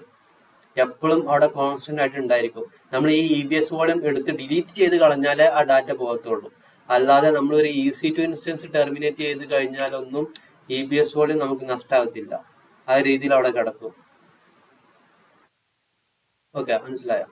ഇപ്പൊ ബ്രോ ഇപ്പൊ ചോദിച്ച ക്വസ്റ്റ്യൻ എന്തായിരുന്നു? ഓക്കെ, ഞാൻ അതിന്റെ ബാക്കിലുള്ള ഒരു പരിപാടി എന്താന്ന് പറഞ്ഞുതരാം. അതായത് നമ്മൾ പറഞ്ഞ പോലെ ഒരു റീജിയൻ ഉണ്ട്. റീജിയനിൽ 3 അവൈലബിലിറ്റി സോൺ ഉണ്ട്. AP south 1A, AP south 1B, AP south 1C. Okay, ഇത് മൂന്നും ഇപ്പൊ ഇതൊരു മുംബൈയിലാണെന്നുണ്ടെങ്കിൽ ജസ്റ്റ് നമുക്ക് അങ്ങനെയും ചിന്തിക്കാം. ഓക്കെ, നമ്മൾ ലോജിക്കലി നമുക്ക് അങ്ങനെ ചിന്തിക്കാം. ഇത് മുംബൈയിലാണെന്നുണ്ടെങ്കിൽ 3 അവൈലബിലിറ്റി സോൺ. ഇത് മുംബൈയിലെ ഏതെങ്കിലും 3 സ്ഥലങ്ങളിലായിരിക്കാം ഈ അവൈലബിലിറ്റി സോൺ അല്ലേ. ഇത് മേ ബി മുംബൈയിൽ ഒരു സ്ഥലത്തായിരിക്കാം, ഇത് വേറെ സ്ഥലത്തായിരിക്കാം, ഇത് വേറെ സ്ഥലത്തായിരിക്കാം. അപ്പൊ നമ്മളിവിടെ ഒരു EC2 ഇൻസ്റ്റൻസ് ക്രിയേറ്റ് ചെയ്യുമ്പോൾ ഈ EC2 ഇൻസ്റ്റൻസിന്റെ EBS വോളിയം മുംബൈയില് ഒരു ABC എന്ന് പറയുന്ന ഒരു സ്ഥലത്തായിരിക്കും ഈ അവൈലബിലിറ്റി സോൺ അല്ലേ. അപ്പൊ ഇവിടെ ഉള്ള ഡാറ്റ മറ്റൊരു സ്ഥലത്തോട്ട് പോവാനുള്ള, കണക്ട് ചെയ്യാനുള്ള എന്തെങ്കിലും ബുദ്ധിമുട്ടോ കാര്യങ്ങളോ ആയിരിക്കാം. ഡാറ്റ പെർസിസ്റ്റന്റ് ആവുന്നതുകൊണ്ട് ഇവിടെ നിന്ന് ഇങ്ങോട്ടുള്ള കോൺഫിഗറേഷൻ എന്തോ ആവാം. അത് ആക്ച്വലി AWS ഏത് രീതിയിലാണ് കോൺഫിഗർ ചെയ്തിട്ടുള്ളതെന്ന് നമുക്ക് പറയാൻ കഴിയില്ല. ബട്ട് അതിന്റെ ഒരു ഫാക്ട് എന്താണ്, ഒരു അവൈലബിലിറ്റി സോണിലുള്ള അറ്റാച്ച് ചെയ്തിട്ടുള്ള EBS വോളിയം നമുക്ക് മറ്റൊരു അവൈലബിലിറ്റി സോണിലുള്ള EC2 നമുക്ക് കണക്ട് ചെയ്യാൻ കഴിയില്ല. ഓക്കെ, അപ്പോ ഇതിന്റെ ഒരു മെയിൻ പോയിന്റുകൾ നിങ്ങൾ മനസ്സിലാക്കണം എന്തൊക്കെയാന്നുള്ളത്. EBS വോളിയം എന്താണ്, ഡാറ്റ പെർസിസ്റ്റ് ചെയ്യും അല്ലേ. വേറെ നമ്മൾ പോയിന്റ് പറഞ്ഞത് ഡാറ്റ പെർസിസ്റ്റന്റ് ആണ്, അതായത് കോൺസ്റ്റന്റ് ആയിട്ട് EBS വോളിയത്തിൽ ഉണ്ടാവും. പിന്നെ എന്താണ്, at a time 1 EC2 instance. Okay, പിന്നെ അവൈലബിലിറ്റി സോണിൽ എന്തായിരിക്കും, ലോക്കഡ് ആയിരിക്കും. ഒരു സ്പെസിഫിക് അവൈലബിലിറ്റി സോണിലുള്ള EBS വോളിയത്തിന് ആ അവൈലബിലിറ്റി സോണിലുള്ള EC2 കണക്ട് ചെയ്യാൻ കഴിയത്തുള്ളൂ.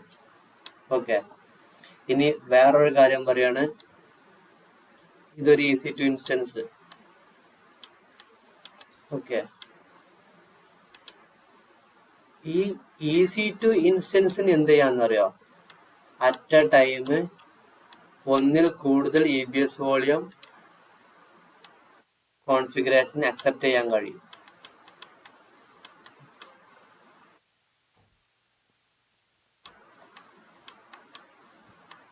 ഓക്കെ, ഇത് മനസ്സിലാക്കണം.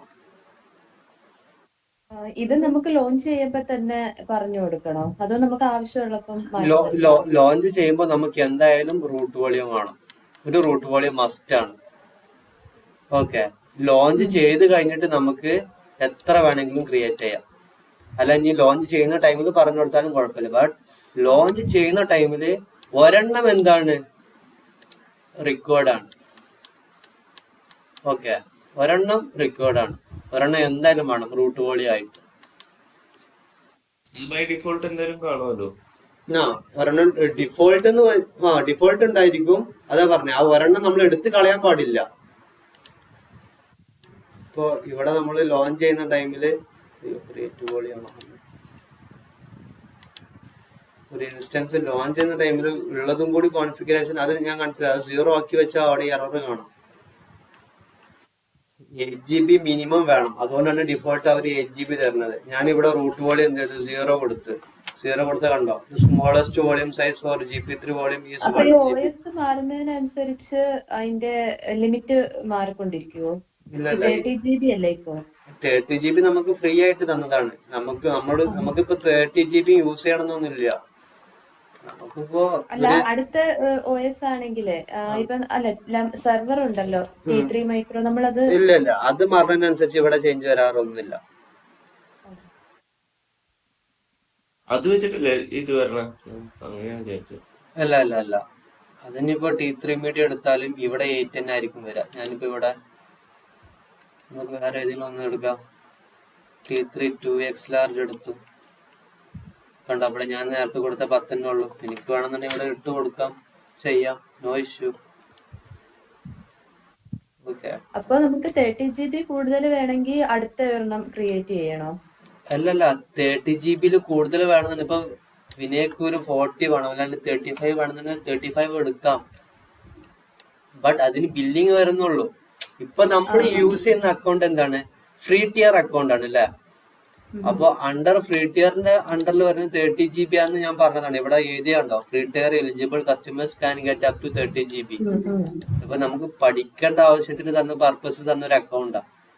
അപ്പൊ ഇതില് വേണമെന്നുണ്ടെങ്കിൽ നിങ്ങൾക്ക് 30 വരെ ഉള്ളത് ലോഞ്ച് ചെയ്യാമെന്ന് ഞാൻ പറഞ്ഞതാ. ബില്ലിങ് വരത്തില്ല, ഫ്രീ ആയിരിക്കും. നിങ്ങൾക്ക് 30ക്ക് മുകളിലും വേണം, ഒരു 50 GB വേണമെന്നുണ്ടെങ്കിൽ കൊടുക്കാം, ഒബ്വിയസ്ലി 50 GB കൊടുക്കാം.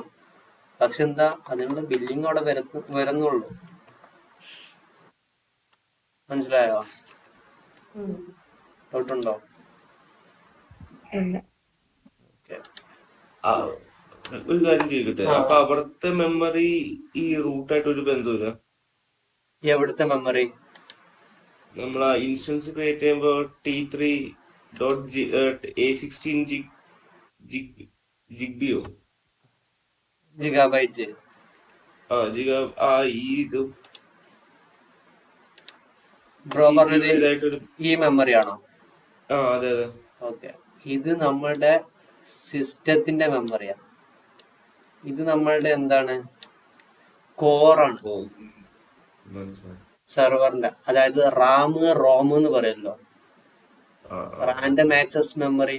അതിന്റെ ഡിഫറൻസ് ഞാൻ ഇന്നലെ വിനയ്ക്ക് പറഞ്ഞു കൊടുത്തായിരുന്നു. അത് പ്രോപ്പർ ആയിട്ട് അറിയോ, റാം എന്താണ് റോം എന്താന്നെല്ലാം?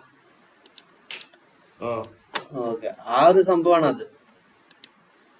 ഓക്കെ, അതും നമ്മുടെ ഇപ്പൊ ഇവിടെ നമ്മൾക്ക് മെമ്മറി ഒരു 16 GB അല്ലാണ്ട് 48 GB ഉണ്ടെന്ന് വിചാരിക്കുക. ഒരു 48 GB ഉള്ള നല്ല ഹൈ ലെവലുള്ള ഒരു സ്പെസിഫിക്കേഷൻ സെർവർ എടുത്തെന്ന് വിചാരിക്കുക. അതാ ഒരു 32 GB മെമ്മറി ഉള്ള ഒരു സെർവർ ഉണ്ട് എനിക്ക്. ഞാൻ അതെടുത്തെന്ന് വിചാരിച്ചിട്ട് എനിക്ക് റൂട്ട് വോളിയം അവിടെ എടുക്കാതിരിക്കാൻ കഴിയില്ല. പെർഫോമൻസ് ഡിപ്പെൻഡ് ചെയ്ത അതിനെ ഇതായിക്കോട്ടെ, ESP-നെ വെച്ചിട്ടായിരിക്കില്ല അല്ലേ? ഇല്ലല്ല, EBS-ഉം അതും ഡിഫറെന്റ് ആണ്, രണ്ടും ഡിഫറെന്റ് ആണ്. അത് നമ്മളുടെ സെർവറിന്റെ മെമ്മറിയാണ്. ഓക്കെ, അവിടെ ഒരിക്കലും നമുക്ക് ഡാറ്റ പെർസിസ്റ്റന്റ് ആയിട്ട് കീപ്പ് ചെയ്യാൻ കഴിയില്ല.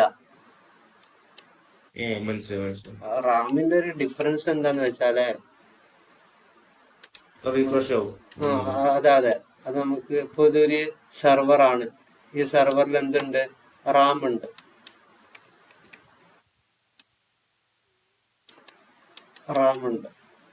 ഒരു 16 GB റാം ഉണ്ടെന്ന് വിചാരിക്കുക.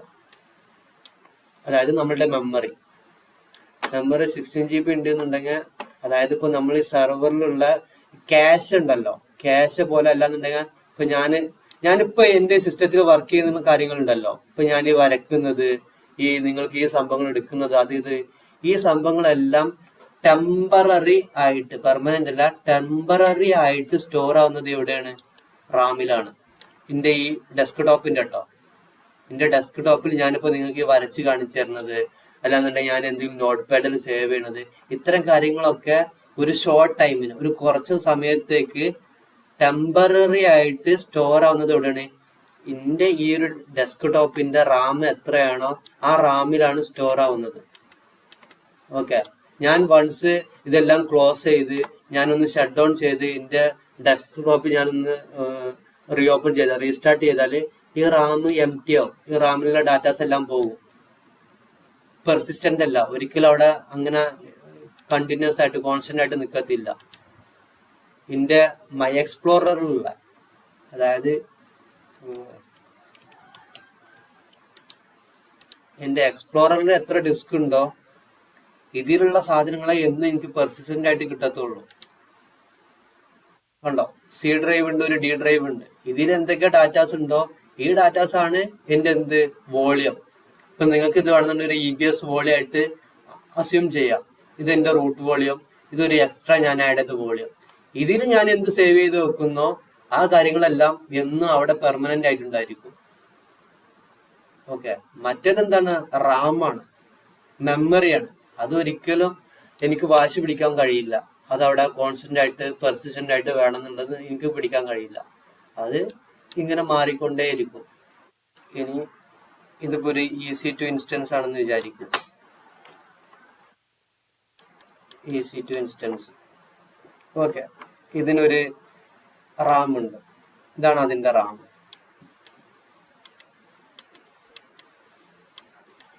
ഓക്കെ, ഇതാണ് അതിന്റെ റാം.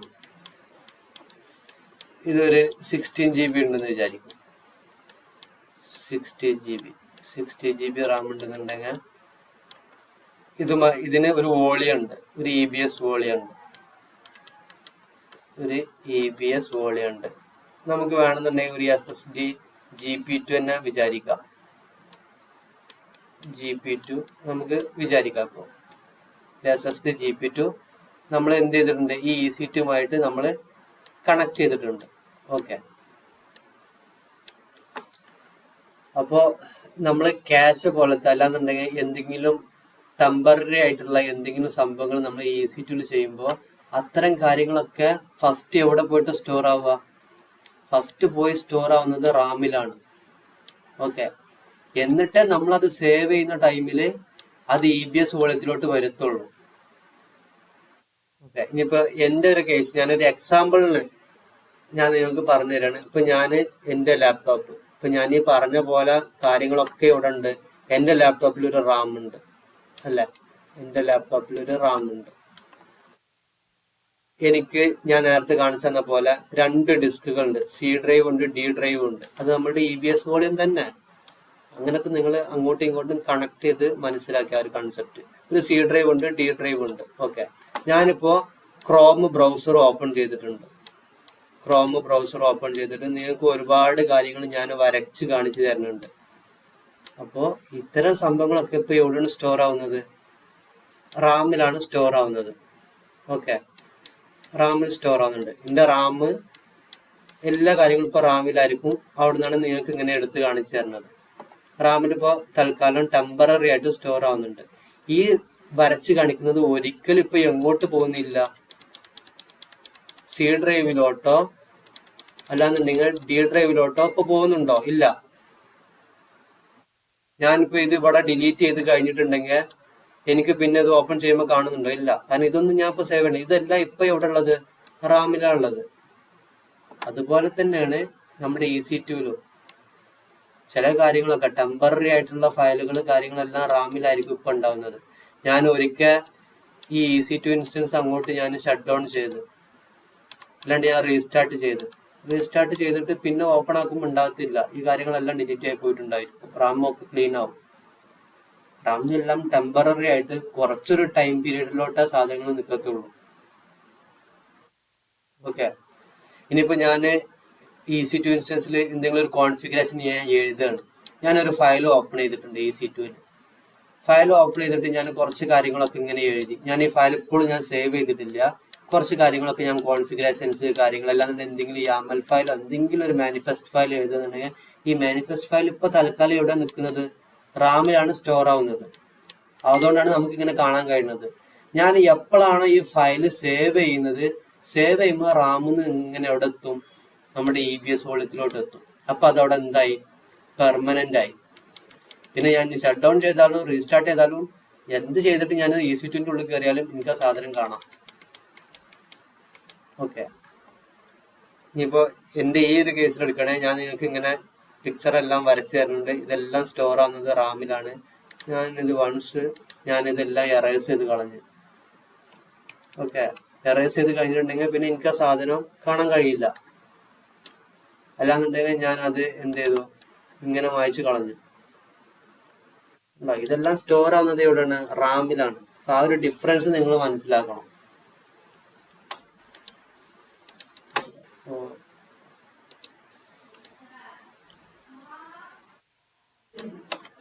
ഈ C2 ഇൻസ്റ്റൻസ് ഉണ്ട്, നമ്മൾ പറഞ്ഞ പോലെ റാം ഉണ്ടായിരിക്കും. ആദ്യം സാധനങ്ങളൊക്കെ സ്റ്റോർ ആവുന്നത് റാമിലായിരിക്കും. എന്നിട്ടാണ് അത് പെർമനന്റ് ആകുമ്പോഴാണ് അത് EBS വോളിയത്തിലോട്ട് വരുന്നത്. ഓക്കെ, അപ്പൊ നമ്മളുടെ EC2 ഒരു വലിയൊരു അപ്ലിക്കേഷൻ ഉണ്ട്. ചില അപ്ലിക്കേഷൻ ഇപ്പൊ ഏതെങ്കിലും പ്രൊഡക്റ്റുകളൊക്കെ ഏതെങ്കിലും അപ്ലിക്കേഷൻസ് ഒക്കെ നമ്മൾ ഡെവലപ്പ് ചെയ്യുമ്പോൾ തന്നെ ചില ഡെവലപ്പേഴ്സ് പറയും ഒരു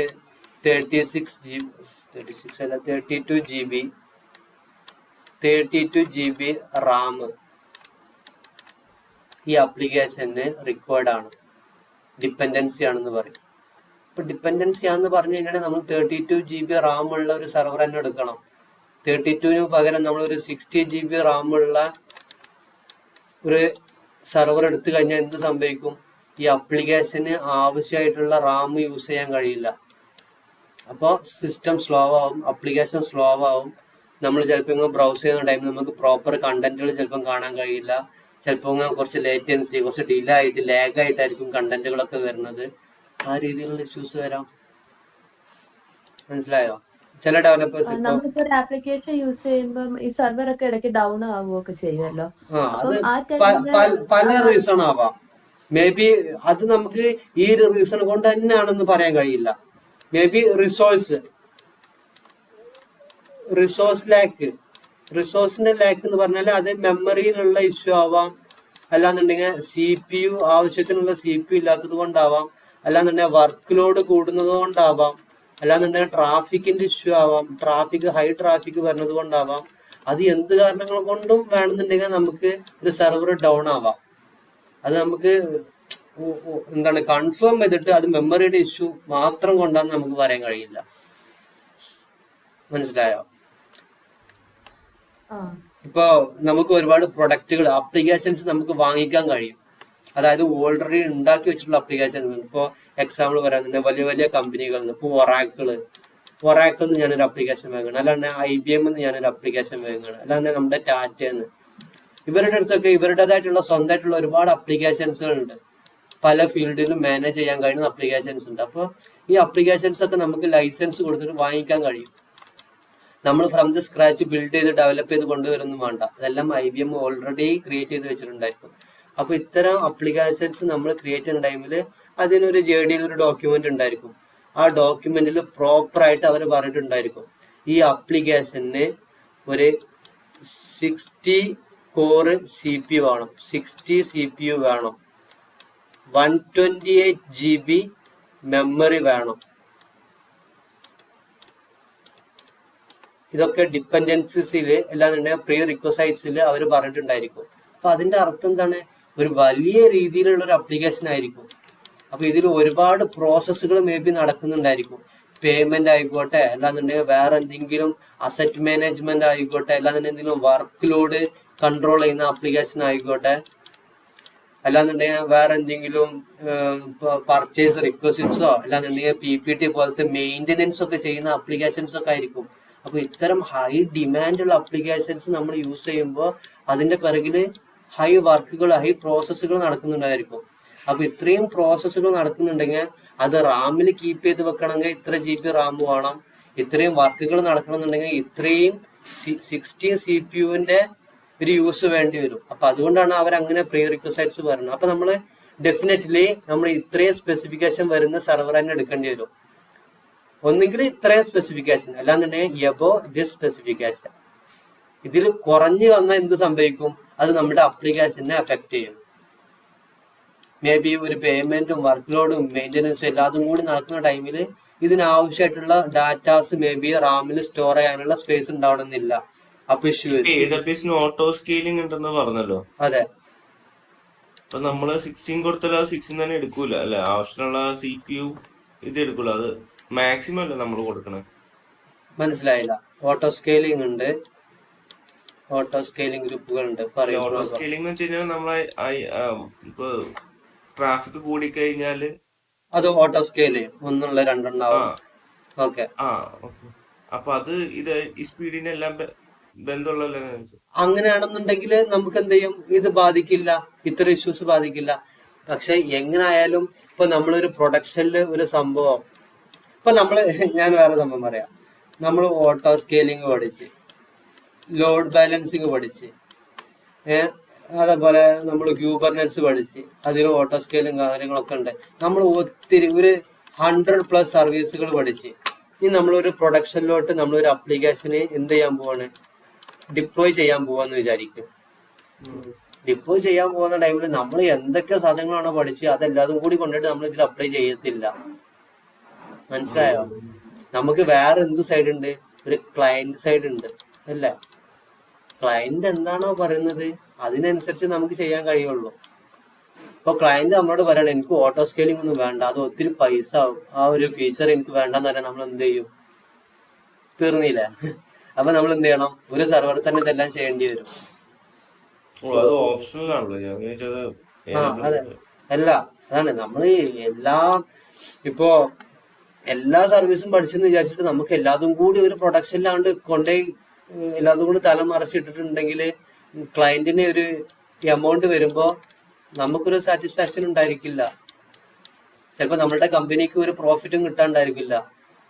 ബില്ല് അടക്കാനേ ഉണ്ടാവും. 3 ലക്ഷം 5 ലക്ഷം രൂപ മേ ബി പെർ മന്ത് AWSന് പേയ്മെന്റ് ചെയ്യേണ്ടി വരും. ഓക്കെ.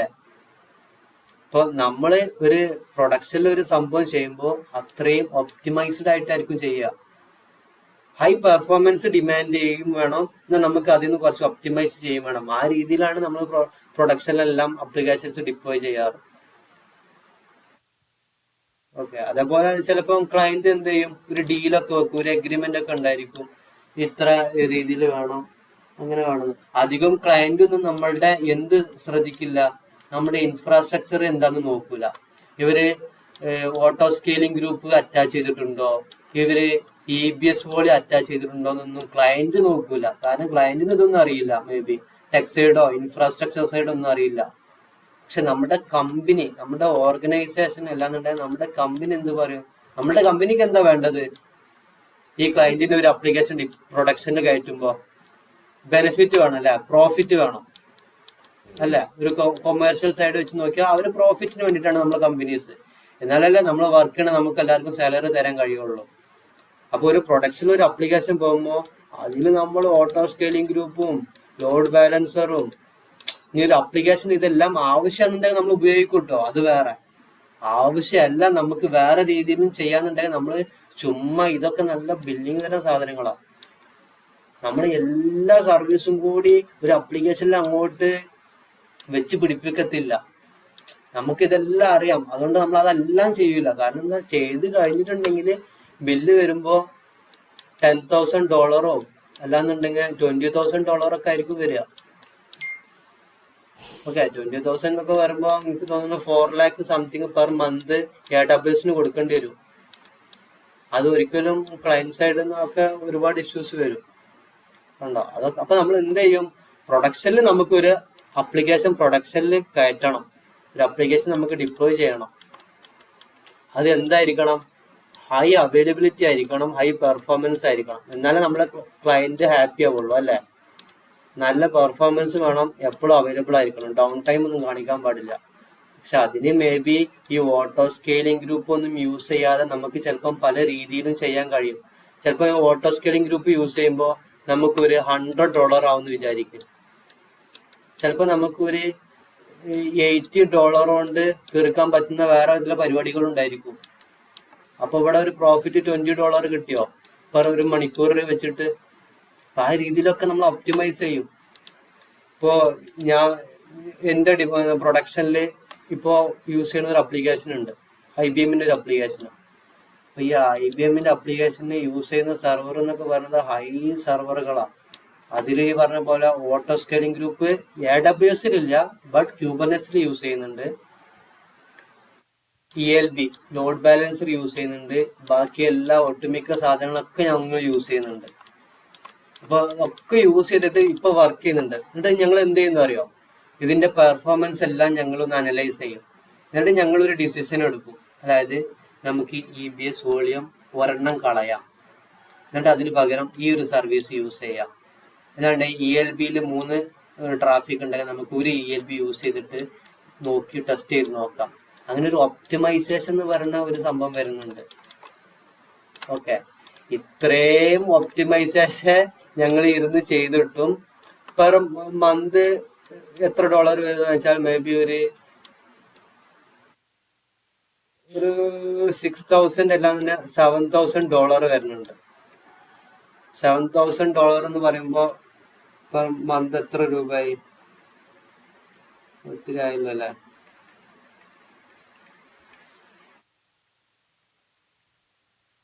$5,74,000 ഉണ്ടോ?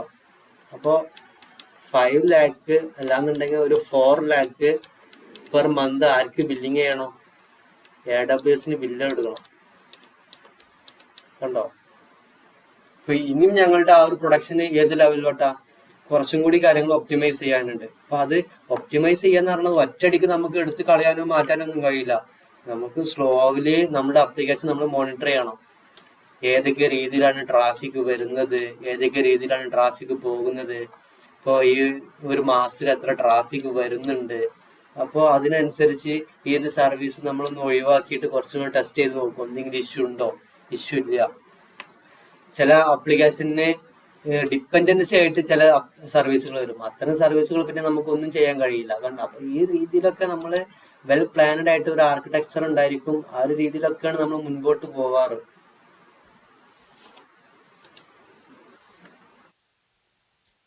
മനസ്സിലായോ?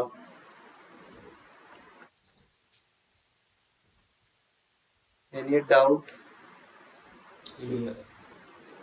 എന്തെങ്കിലും കൺഫ്യൂഷൻ ആയതുണ്ടോ? ഇതൊക്കെ അപ്പൊ ഈ ക്ലൗഡിന്റെ ഇതിൽ നമ്മുടെ ജോലി കയറി കഴിഞ്ഞാൽ നമ്മുടെ ജോലിയിൽ വരുന്നതാണ് ഈ ഒപ്റ്റിമൈസേഷൻ ഒക്കെ. ഒപ്റ്റിമൈസേഷൻ വരുന്നതൊക്കെയാണ്. ഒപ്റ്റിമൈസേഷനും വരാം, വരച്ചില്ല എന്നൊന്നും ഞാൻ പറയില്ല, വരാം.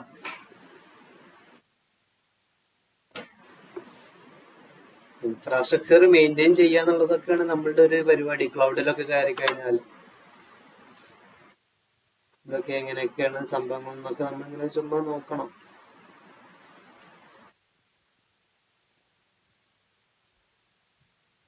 നമുക്ക് പിന്നെ ഈ EBSന് ബില്ലിങ് വരുന്നത് 2 കാര്യത്തിന് ഡിപ്പെൻഡ് ചെയ്തതുകൊണ്ടാണ്. ഒരെണ്ണം നമ്മളുടെ GB എത്ര സൈസാണ് നമ്മൾ യൂസ് ചെയ്യണം എന്നുള്ളത് ഡിപ്പെൻഡ് ചെയ്തുകൊണ്ട്. ഒരെണ്ണം IOPS എന്ന് പറഞ്ഞാൽ input output operation per second. അതായത് ഒരു EBS വോളത്തിലോട്ട് ഇൻപുട്ട് ഔട്ട്പുട്ട് ഓപ്പറേഷൻ ഉണ്ട്. അതായത് ഇപ്പോൾ ഒരു EC2 ഇതൊരു EC2 എന്നുണ്ടെങ്കിൽ ഇതൊരു EBS ആണ്. ഇവിടുന്ന് അങ്ങോട്ടും ഇൻപുട്ട് ഔട്ട്പുട്ട് ഓപ്പറേഷൻസ് നടക്കുമല്ലോ. ഇവിടുന്ന് EBS സാധനങ്ങൾ ഇങ്ങോട്ട് പോകുന്നു, അവിടുന്ന് ഇങ്ങോട്ട് സേവ് ആവുന്നു, സേവ് ആയത് അങ്ങോട്ട് നമ്മൾ റിസ്റ്റോർ ചെയ്തെടുക്കുന്നു. അങ്ങനത്തെ പരിപാടികളൊക്കെ പെർ സെക്കൻഡിൽ അതിനൊരു കണക്കുണ്ട്. സ്പീഡ് എന്നുള്ള പോലെ 100 IOPS, അതായത് 100 input output operations per second എന്നുള്ള രീതിയിൽ. ആ ഒരു ത്രൂപുട്ടിനെ അനുസരിച്ചും ഈ GB എത്ര GB ആണ്, ഇപ്പൊ നമ്മൾ 8 GB ആണ് യൂസ് ചെയ്യുന്നത്, അതിനനുസരിച്ചാണ് നമുക്ക് ബില്ലിങ് ആ ഒരു പ്രൊവിഷൻ ചെയ്യുന്നത്. ഓക്കെ, നമുക്ക് എപ്പോൾ വേണമെന്നുണ്ടെങ്കിലും ഇതിന്റെ സൈസ് ഒക്കെ ഡിഫറെന്റ് മാറ്റാം, നോ ഇഷ്യൂ. ഇപ്പൊ വോളിയത്തിൽ പോയാൽ നമുക്കറിയാം വോളിയം ഉണ്ടായിരിക്കും.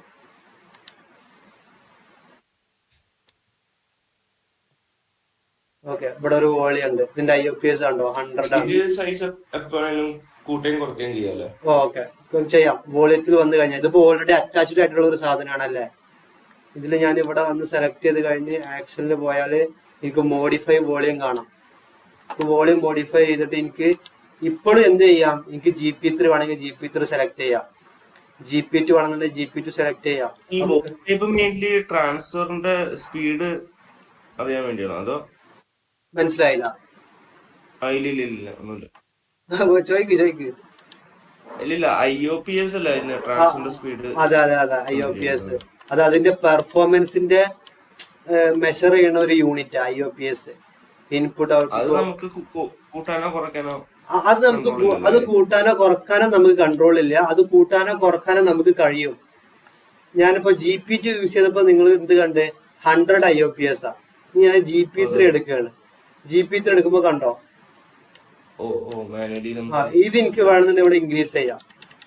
പക്ഷെ അതിനനുസരിച്ച് എന്ത് വരും, ബൈ ഡിഫോൾട്ട് ഇതാണ് അവർ തരുന്നത്. ഞാൻ ഇൻക്രീസ് ചെയ്യുന്നതിനനുസരിച്ചിട്ട് അതിന്റെ ബില്ല് പ്രൈസിങ് കൂടും. കൂടും. കണ്ടോ? ഇനി എനിക്ക് വേണമെന്നുണ്ടെങ്കിൽ ഇതിന്റെ സൈസ് ഒക്കെ ഇപ്പൊ 10 GB ആണ് ഞാൻ അലോക്കേറ്റ് ചെയ്തിട്ടുള്ളത്. എനിക്ക് വേണമെങ്കിൽ 50 GB യൂസ് ചെയ്യാം. അതായത് ഏത് ടൈമിലും ഓവർ ദ ടൈം ഏത് ടൈമിലും എനിക്ക് വേണമെന്നുണ്ടെങ്കിൽ ഓൾറെഡി അറ്റാച്ച്ഡ് ആയിട്ടുള്ള ഒരു വോളിയത്തിനെ മോഡിഫൈ ചെയ്യാൻ കഴിയും. മനസ്സിലായോ? ഇനി എനിക്ക് വേണമെന്നുണ്ടെങ്കിൽ അതെന്ത് ചെയ്യാം, ഡിറ്റാച്ച് ചെയ്യാനുള്ള ഓപ്ഷൻ ഉണ്ടോ, കണ്ടോ, ഡിറ്റാച്ച് ചെയ്യാം, ഡിറ്റാച്ച് വോളിയം. ഞാൻ ഈ ഡിറ്റാച്ച് വോളിയം കൊടുത്താൽ എന്ത് സംഭവിക്കും നിങ്ങൾ പറ. ഇത്രയും കേട്ടിട്ട് നിങ്ങൾക്ക് എന്ത് മനസ്സിലായിരുന്നു നോക്കട്ടെ. അതായത് ഇപ്പോൾ EC2 ഇൻസ്റ്റൻസുമായിട്ട് ആ ഒരു EBS വോളിയം അറ്റാച്ച് ആണ് അല്ലേ, ആ വോളിയം അറ്റാച്ച്ഡ് ആണ്. ഇനി ഞാനിത് ഡിറ്റാച്ച് ചെയ്താലോ, ഈ EBS വോളിയം ഞാൻ ഡിറ്റാച്ച് ചെയ്തു. ഡിറ്റാച്ച് ചെയ്താൽ എന്ത് സംഭവിക്കും?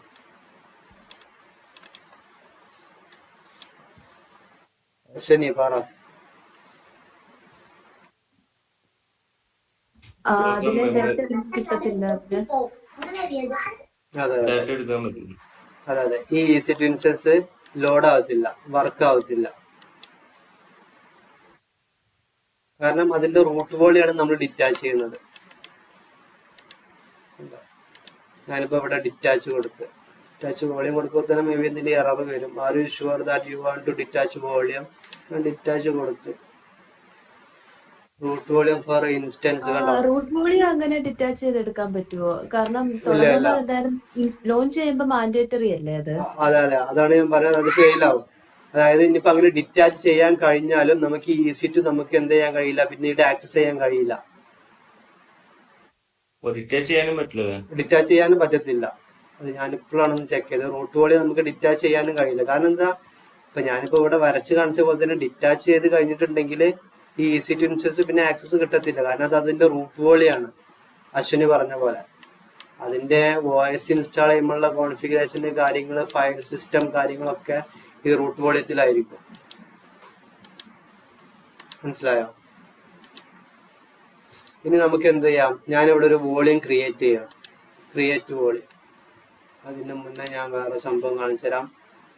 EC2 ഇൻസ്റ്റൻസിൽ വന്നു കഴിഞ്ഞാൽ ഈ EC2 സെലക്ട് ചെയ്തു, സ്റ്റോറേജിൽ പോയാൽ എനിക്ക് എന്ത് കാണാം, എൻ്റെ ഒരെണ്ണം ഇവിടെ കാണാം, ഇനി യൂസ് ആയിട്ട് കിടക്കുന്ന 10 GB. ഞാനിനി എന്ത് ചെയ്യാൻ പോവാണ്, ഒരു വോളിയം ക്രിയേറ്റ് ചെയ്യാൻ പോവാണ്.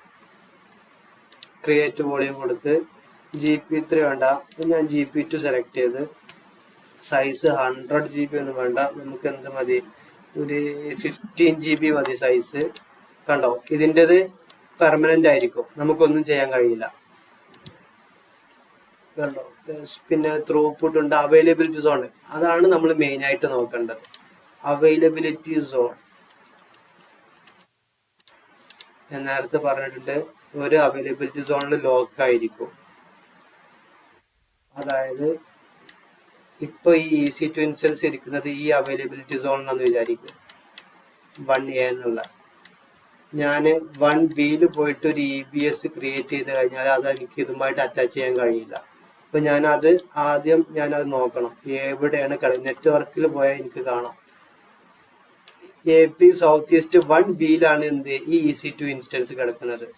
അപ്പൊ ഞാൻ ഈ വോളിയം ക്രിയേറ്റ് ചെയ്യുമ്പോൾ അതും എവിടെ ആയിരിക്കണം, 1Bയിലായിരിക്കണം. ഓക്കെ, അത് നമ്മൾ ശ്രദ്ധിക്കണം. ഞാനിപ്പോ ഇവിടെ don't create A volume from snapshot, അതൊന്നും ഞാൻ സ്നാപ്ഷോട്ട് കൊടുക്കുന്നില്ല. നിങ്ങൾക്ക് വേണമെന്നുണ്ടെങ്കിൽ എൻക്രിപ്ഷൻ എനേബിൾ ചെയ്യാം, ഓപ്ഷണൽ ആണ്, നിങ്ങൾക്ക് നമുക്ക് വേണമെന്നുണ്ടെങ്കിൽ യൂസ് ചെയ്യാം. എൻക്രിപ്ഷൻ എനേബിൾ ചെയ്താൽ ഇവിടെ പോയി ഡിഫോൾട്ട് വരുമല്ലോ, ഡിഫോൾട്ട് AWS EBS സെലക്ട് ചെയ്താൽ മതി, അപ്പോൾ അത് വരും. പക്ഷെ ഞാനിപ്പോൾ എൻക്രിപ്ഷൻ എനേബിൾ ചെയ്യുന്നില്ല. എൻക്രിപ്ഷൻ എനേബിൾ ചെയ്യാന്ന് പറഞ്ഞിട്ടുണ്ടെങ്കിൽ അതെന്തായിരിക്കും, എൻക്രിപ്റ്റഡ് ആയിരിക്കും. ഒരു അൺഓതറൈസ്ഡ് ആയിട്ടുള്ള ഒരു യൂസറിനും നമ്മുടെ EBSലെ ഡാറ്റാസ് റീഡ് ചെയ്യാനോ റൈറ്റ് ചെയ്യാനോ എക്സിക്യൂട്ട് ചെയ്യാനോ ഒന്നും കഴിയില്ല. അതാണ് ആ എൻക്രിപ്ഷൻ കൊണ്ട് ഉദ്ദേശിക്കുന്നത്. ഓക്കെ, ഇപ്പൊ ഞാൻ ടാഗ് വേണമെന്നുണ്ടെങ്കിൽ ടാഗ് കൊടുക്കാം. നമുക്കൊരു നെയിം ടാഗ് കൊടുക്കാം. ഞാനിവിടെ ഡെമോ വോളിയം കൊടുത്തു. Demo volume. ഓക്കെ, ഞാൻ ക്രിയേറ്റ് വോളിയം കൊടുത്തു. ക്രിയേറ്റ് വോളിയം കൊടുത്തപ്പോൾ നെയിം നെയിം ടാഗ് വന്നിട്ടുണ്ട്. ഡെമോ വോളിയം ഇതാണ് ഇപ്പൊ നമ്മൾ ക്രിയേറ്റ് ചെയ്ത ഒരു വോളിയം. GP2 കാണാം, 50 GB കാണാം, അതിന്റെ IOPS കാണാം, എല്ലാം കാണാം. സ്റ്റിൽ ക്രിയേറ്റിംഗ് ആയിക്കൊണ്ടിരിക്കുന്നുള്ളൂ. കണ്ടോ, ഇപ്പൊ അവൈലബിൾ സ്റ്റേറ്റ് ഇല്ല, ഇത് ഇൻ യൂസ് സ്റ്റേറ്റിലോ. അതായത് ഇത് ഓൾറെഡി ഒരു EC2 അറ്റാച്ച് ചെയ്തുകൊണ്ടാണ് ഇൻ യൂസ് കാണിക്കുന്നത്. ഇത് അവൈലബിൾ കാണിക്കുന്നത് ഇതുവരെ അറ്റാച്ച് ചെയ്യാത്തത് കൊണ്ടാണ്. ഞാൻ എന്ത് ചെയ്യാൻ പോവാണ്, ഞാൻ ഈ EC2 സെലക്ട് ചെയ്തിട്ട് ഞാനത് അറ്റാച്ച് ചെയ്യാൻ പോവാം. ഇവിടെ വന്നാൽ കാണാം സ്നാപ്ഷോട്ട്, അതൊക്കെ നമുക്ക് പിന്നെ പറയാം. ഞാൻ അറ്റാച്ച് വോളിയം കൊടുക്കണം. അറ്റാച്ച് വോളിയം കൊടുത്താൽ AP സൗത്ത് ഈസ്റ്റ് 1B ആണ് നമ്മൾ EBS ലോഞ്ച് ചെയ്തിട്ടുള്ളത്. അതുകൊണ്ട് 1B ഏതെങ്കിലും EC2 ഇൻസ്റ്റൻസ് ഉണ്ടെങ്കിൽ നമുക്കത് ഇവിടെ കാണാം. കണ്ടോ, AFA ഇവിടെ ഒന്ന് കാണാം. AFA എന്നുള്ള ഈ ഒരു ഐഡിയുള്ള ഇൻസ്റ്റൻസ് അവിടെ റണ്ണിങ് ആണ്. അപ്പൊ ആ ഇൻസ്റ്റൻസ് ഞാൻ സെലക്ട് ചെയ്തു. അപ്പൊ എന്ത് സംഭവിക്കും, ഈ EBS വോളിയം ഇതുമായിട്ട് കണക്റ്റഡ് ആവും, അറ്റാച്ച്ഡ് ആവും. ഇനി ഡിവൈസ് നെയിം, അതെന്താ, ഡിവൈസ് നെയിം നമുക്ക് കൊടുക്കണം. അതായത് ഞാൻ നേരത്തെ പറഞ്ഞ് ഒരു EC2 ഇൻസ്റ്റൻസിൽ എന്തുണ്ടായിരിക്കും, എത്ര ഡിസ്ക് ഉണ്ടോ അല്ലാണ്ട് എത്ര വോളിയം ഉണ്ടോ ഇതിലെല്ലാം ഒരു ഡിവൈസ് നെയിം ഉണ്ടായിരിക്കും. റൂട്ട് വോളിയത്തിന്റെ ഡിവൈസ് നെയിം അത് AWS കൊടുക്കും. അതിന്റെ ഒരു ഫോർമാറ്റ് വരുന്നത് ഇങ്ങനെയാണ്: /dev/SDA/dev/SDB. ഈ രീതിയിലാണ് അതിന്റെ ഫോർമാറ്റ് വരുന്നത്. അതാണ് ഇവിടെ അവർ കാണിക്കുന്നത്. അപ്പൊ ഓൾറെഡി എങ്ങനെ സെലക്ട് ചെയ്യണം, അത് നമുക്ക് ഇവിടുന്ന് ഏതെങ്കിലും ഒരു നെയിം സെലക്ട് ചെയ്യാം. നമ്മുടെ ഇഷ്ടപ്പെട്ട ഒരു നെയിം സെലക്ട് ചെയ്യാം. പറയും ഡൗട്ട് എന്തുണ്ടെങ്കിലും ചോദിക്കും, പൊട്ടത്തരായിക്കോട്ടെ. ഇല്ല. ബട്ട് ഓൾറെഡി ഓരോ ഇൻസ്റ്റൻസിനും പേര് യുണീക്ക് ആവണമെന്നുണ്ടോ? യുണീക്ക് ആവണം. അത് ഇൻസ്റ്റൻസിന്റെ ഉള്ളിലിട്ടോ. ഇപ്പൊ ഈ ഇൻസ്റ്റൻസിൽ 3 ഡിസ്ക് ഉണ്ടെന്ന് വിചാരിക്കുക. ഈ 3ന് എനിക്ക് /dev/SDA എന്നുള്ളത് യൂസ് ചെയ്യാൻ കഴിയില്ല. ഓക്കെ, ഓൾറെഡി എടുത്തോണ്ട്. കാരണം എന്താ, ഇപ്പൊ നമ്മള് ലിസ്റ്റ് ചെയ്യാണ് എത്ര ഡിസ്ക് ഉണ്ടെന്ന് ടെർമിനലിൽ നിന്ന് ലിസ്റ്റ് ചെയ്യണം. അപ്പൊ ലിസ്റ്റ് ചെയ്യുമ്പോൾ 3 പേരും dev/SDA എന്നായിരിക്കും. അപ്പൊ നമുക്കറിയില്ല ഇതിൽ എന്താണുള്ളത്. ഇപ്പൊ നമ്മളുടെ ഒക്കെ പോട്ടെ, നമ്മുടെ വിൻഡോസില് 3 ഡ്രൈവ് ഉണ്ട് വിചാരിക്കും. C drive, D drive, E drive. അപ്പൊ 3 C ഡ്രൈവ്, 3ന്റെ പേര് C എന്നാണുള്ള. നിങ്ങളൊന്ന് ആലോചിച്ച് നോക്കിയാ അത് ശരിയാവോ? നമ്മൾക്ക് തന്നെ കൺഫ്യൂഷൻ വരില്ലേ?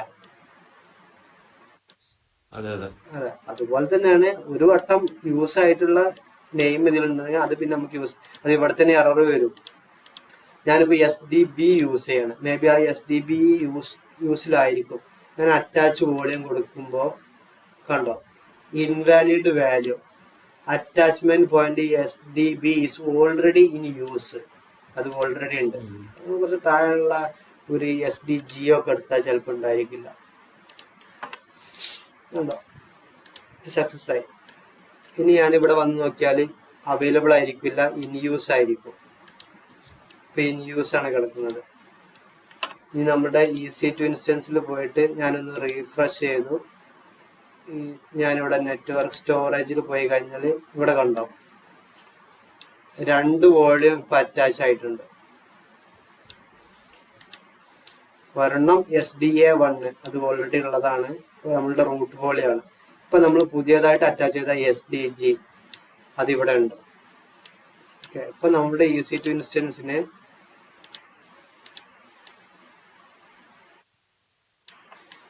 EC2 ഇൻസ്റ്റൻസ് ആണ് 2 EBS വോളിയം ഉണ്ട്.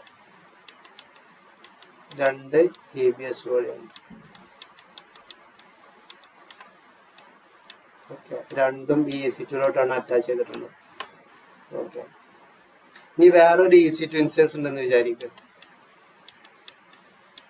അപ്പോൾ ഈ EBS വോളിയം എനിക്ക് ഇങ്ങോട്ട് അറ്റാച്ച് ചെയ്യാൻ കഴിയുമോ? അവിടെ നിന്ന് ഡിസ്കണക്ട് ചെയ്തിട്ട് ആയോ? ഡിസ്കണക്ട് ചെയ്തിട്ട് വേണമെങ്കിൽ എനിക്ക് അറ്റാച്ച് ചെയ്യാം. ബട്ട് ഡിസ്കണക്ട് ചെയ്യാതെ എനിക്ക് അറ്റാച്ച് ചെയ്യാൻ കഴിയോ? കഴിയോ? ഇല്ല. കഴിയില്ല. ഇല്ല. ഇതെത്ര സംശയം? കഴിയില്ല, ഒരിക്കലും കഴിയില്ല. ഓക്കെ. ബട്ട് ഒരു EC2 ഇൻസ്റ്റൻസിന് എത്ര ഒന്നിൽ കൂടുതൽ EBS വോളിയം വേണമെന്നുണ്ടെങ്കിൽ അക്സെപ്റ്റ് ചെയ്യാം. ബട്ട് ഒരു EBS വോളിയത്തിന് ഒരു EC2 ഇൻസ്റ്റൻസിലോട്ട് കണക്ഷൻ പോകാൻ പാടുള്ളൂ. രണ്ടെണ്ണത്തിലോട്ട് അറ്റ് എ ടൈം പോസിബിൾ അല്ല. ഇനി ഇതില് ഇപ്പൊ നമ്മൾ എന്ത് ചെയ്തു? ഒരു വോളിയം ക്രിയേറ്റ് ചെയ്തു. ഒരു വോളിയം ഉണ്ടോ? ഓക്കെ, 2 വോളിയം ക്രിയേറ്റ് ചെയ്തു. Demo volume. എനിക്ക് വേണമെന്നുണ്ടെങ്കിൽ എന്ത് ചെയ്യാം? ഈ വോളിയത്തിന്റെ ഒരു ബാക്കപ്പ് എടുത്ത് വെക്കണം. ഓക്കെ, ഈ വോളിയത്തിൽ ഒന്നുമില്ല എന്ന് നമുക്കറിയാം. ഒരു എംടി വോളിയം അല്ലേ, ഡെമോ വോളിയം. പക്ഷെ ഇതിൽ ഒരുപാട് കണ്ടന്റ് ഉണ്ട്, കാര്യങ്ങളൊക്കെ ഉണ്ടെന്നുണ്ടെങ്കിൽ എനിക്ക് എന്ത് ചെയ്യാൻ കഴിയും? ഇതിന്റെ ഒരു സ്നാപ്ഷോട്ട് എടുത്തേക്കാൻ കഴിയും. അതായത് ബാക്കപ്പ് പോലെ ഇതിന്റെ സെയിം കോപ്പി. നമ്മൾ ഇന്നലെ അശ്വിനി ഓർക്കുന്നുണ്ട് AMI സ്നാപ്ഷോട്ട് എടുത്തത്. അതുപോലെ നമുക്ക് EBS വോളിയത്തിന്റെ ബാക്കപ്പ് പോലെ നമുക്ക് എന്തെടുത്തേക്കാൻ കഴിയും? സ്നാപ്ഷോട്ടുകൾ എടുത്തേക്കാൻ കഴിയും. സിമ്പിൾ ആണ്. ആ ഒരു വോളിയം സെലക്ട് ചെയ്യുക, ക്രിയേറ്റ് സ്നാപ്ഷോട്ട് കൊടുക്കുക. ഡിസ്ക്രിപ്ഷൻ നമുക്ക് എന്തെങ്കിലും കൊടുക്കാം. ഡെമോ സ്നാപ്പ് എന്തെങ്കിലും കൊടുത്ത് ഞാൻ ടാഗ് എന്ത് കൊടുക്കാം? ഒരു നെയിം ടാഗ് കൊടുക്കാം. സെയിം തന്നെ കൊടുക്കാം. Demo snap. ഞാൻ സ്നാപ്ഷോട്ട് ക്രിയേറ്റ് ചെയ്തു. ഓക്കെ, സ്നാപ്ഷോട്ട് ക്രിയേറ്റ് ചെയ്ത് കഴിഞ്ഞാൽ വോളിയം ഇലാസ്റ്റിക് ബ്ലോക്ക് സ്റ്റോറിന്റെ അടിയിൽ വോളിയം ഉണ്ട്, സ്നാപ്ഷോട്ട്സ് ഉണ്ട്. ഈ സ്നാപ്ഷോട്ട്സിൽ ക്ലിക്ക് ചെയ്ത് കഴിഞ്ഞാൽ എന്ത് കാണാം? ഇവിടെ സ്നാപ്ഷോട്ട് വന്നിട്ടുണ്ട്. ഈ സ്നാപ്ഷോട്ട് ഇപ്പോൾ പെട്ടെന്ന് ക്രിയേറ്റ് ചെയ്ത് വന്നിട്ടുണ്ട്. കംപ്ലീറ്റഡ് ആണ് അതിന്റെ സ്റ്റാറ്റസ്. അതായത് നമ്മുടെ വോളിയത്തിൽ കണ്ടന്റ് ഒന്നും ഇല്ല, അതുകൊണ്ട് അത് പെട്ടെന്ന് ക്രിയേറ്റ് ചെയ്താൽ. ഇപ്പൊ ഇതിൽ ഒരുപാട് കണ്ടന്റ് ഉണ്ടെന്നുണ്ടെങ്കിൽ കുറച്ചൊരു ടൈം എടുക്കും അതിന്റെ സ്നാപ്ഷോട്ട് ഒന്ന് ക്രിയേറ്റ് ചെയ്ത് വരാൻ. ഇതെന്താണ്? ഇപ്പോൾ വൺസ് നമ്മൾക്ക് എപ്പോഴെങ്കിലും ഈ ഒരു വോളിയം നമ്മളുടെ ഒരു ആക്സിഡന്റിലേക്ക് ഡിലീറ്റ് ആയി പോയി എന്ന് വിചാരിക്കും. എന്റെ കൈ തട്ടിയിട്ട് ഇത് ഡിറ്റാച്ചിൽ കിടക്കണം, എന്തെങ്കിലും അല്ലാണ്ട് എന്തെങ്കിലും ഇഷ്യൂ വന്ന് ഇതിന്റെ കൈ തട്ടിയിട്ട് ഡിലീറ്റ് ആയി പോയി, ഡിറ്റാച്ച് ആയില്ല.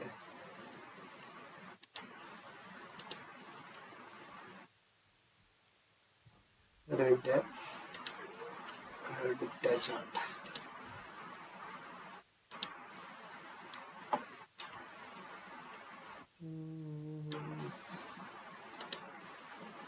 എന്തെങ്കിലും ആക്സിഡന്റിൽ ഡിലീറ്റ് ആയി പോകുന്ന വിചാരിക്കും.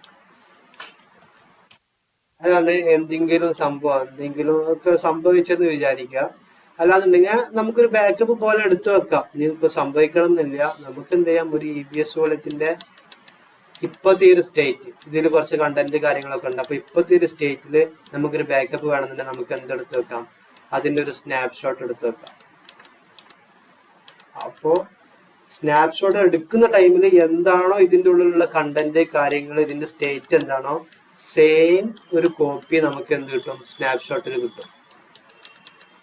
അപ്പോൾ ഇതിന് എന്തെങ്കിലും സംഭവിച്ചു കഴിഞ്ഞാൽ നമുക്ക് വേണമെന്നുണ്ടെങ്കിൽ ഇതെന്ത് ചെയ്താൽ മതി? റീസ്റ്റോർ ചെയ്താൽ മതി. ഓക്കെ, ഇപ്പൊ ഞാൻ എന്ത് ചെയ്തു? ഞാൻ അത് ഡിലീറ്റ് ആയി പോയി. ഇനി എനിക്ക് ആ കണ്ടന്റ് എവിടെ നിന്ന് കിട്ടും? എനിക്ക് സ്നാപ്ഷോട്ട് ഉള്ളത് കൊണ്ട് എനിക്ക് സ്നാപ്ഷോട്ട് പോയി എനിക്ക് എന്ത് ചെയ്യാൻ കഴിയും? സ്നാപ്ഷോട്ട് എന്ന വോളിയം ക്രിയേറ്റ് ചെയ്യാൻ പറ്റും. Create volume from snapshot. എനിക്ക് വേണമെന്ന് GP2 സെലക്ട് ചെയ്തു. 15 GB അവൈലബിലിറ്റി സോൺ 1B അല്ലായിരുന്നോ? 1B. ടാഗ് നെയിം വേണമെന്നുണ്ടെങ്കിൽ നമുക്ക് നേരത്തെ കൊടുത്ത പോലെ നെയിം കൊടുക്കാം. ഡെമോ വോളിയം ഞാൻ കൊടുത്ത് ക്രിയേറ്റ് ചെയ്തു. ഇനി വോളിയത്തിൽ വന്ന് നോക്കി എനിക്ക് എന്ത് കാണാം? കണ്ടോ? ആ വോളിയം ഇവിടെ ക്രിയേറ്റ് ആയിട്ടുണ്ട്, അവൈലബിൾ ആയി. ഇനി എനിക്ക് ഇത് അങ്ങോട്ട് അറ്റാച്ച് ചെയ്ത് കൊടുത്താൽ പോരെ? വീണ്ടും ആ സെർവറിലോട്ട് അറ്റാച്ച് ചെയ്ത് കൊടുത്താൽ മതി. ഇങ്ങോട്ട് അറ്റാച്ച് ചെയ്ത് കൊടുക്കുക. ഒരു SDG ഏതെങ്കിലും ഒരു നെയിം കൊടുക്കുക, അറ്റാച്ച് ചെയ്യുക. ബസ് പരിപാടി കഴിഞ്ഞു. അത് സ്നാപ്ഷോട്ട് എന്താണ്? ഒരു ബാക്കപ്പ് പോലെയാണ്. ഇപ്പോൾ അതിനൊരു യൂസ് കേസ് മനസ്സിലായി. അപ്പോൾ ആക്സിഡന്റലി എന്തെങ്കിലും സംഭവിച്ച് ഈ EBS വോളിയം നമ്മളുടെ കയ്യിൽ നിന്ന് ഡിലീറ്റ് ആയി പോയപ്പോൾ നമ്മൾ എന്ത് ചെയ്ത് സ്നാപ്ഷോട്ട് ഉള്ളത് കൊണ്ട്, സ്നാപ്ഷോട്ട് ഇല്ലാന്നുണ്ടെങ്കിൽ വേറെ വഴിയില്ല, സ്നാപ്ഷോട്ട് ഉള്ളത് കൊണ്ട് നമ്മൾ എന്ത് ചെയ്ത് ആ സ്നാപ്ഷോട്ട് നമ്മൾ റീസ്റ്റോർ ചെയ്ത് സ്നാപ്ഷോട്ടിൽ നിന്ന് നമ്മളൊരു വോളിയം ക്രിയേറ്റ് ചെയ്തു അല്ലേ. എന്നിട്ട് ആ വോളിയം നമ്മൾ ഈ ഷീറ്റിലോട്ട് അറ്റാച്ച് ചെയ്ത് കൊടുക്കുക. പരിപാടി കഴിഞ്ഞു. മനസ്സിലായോ?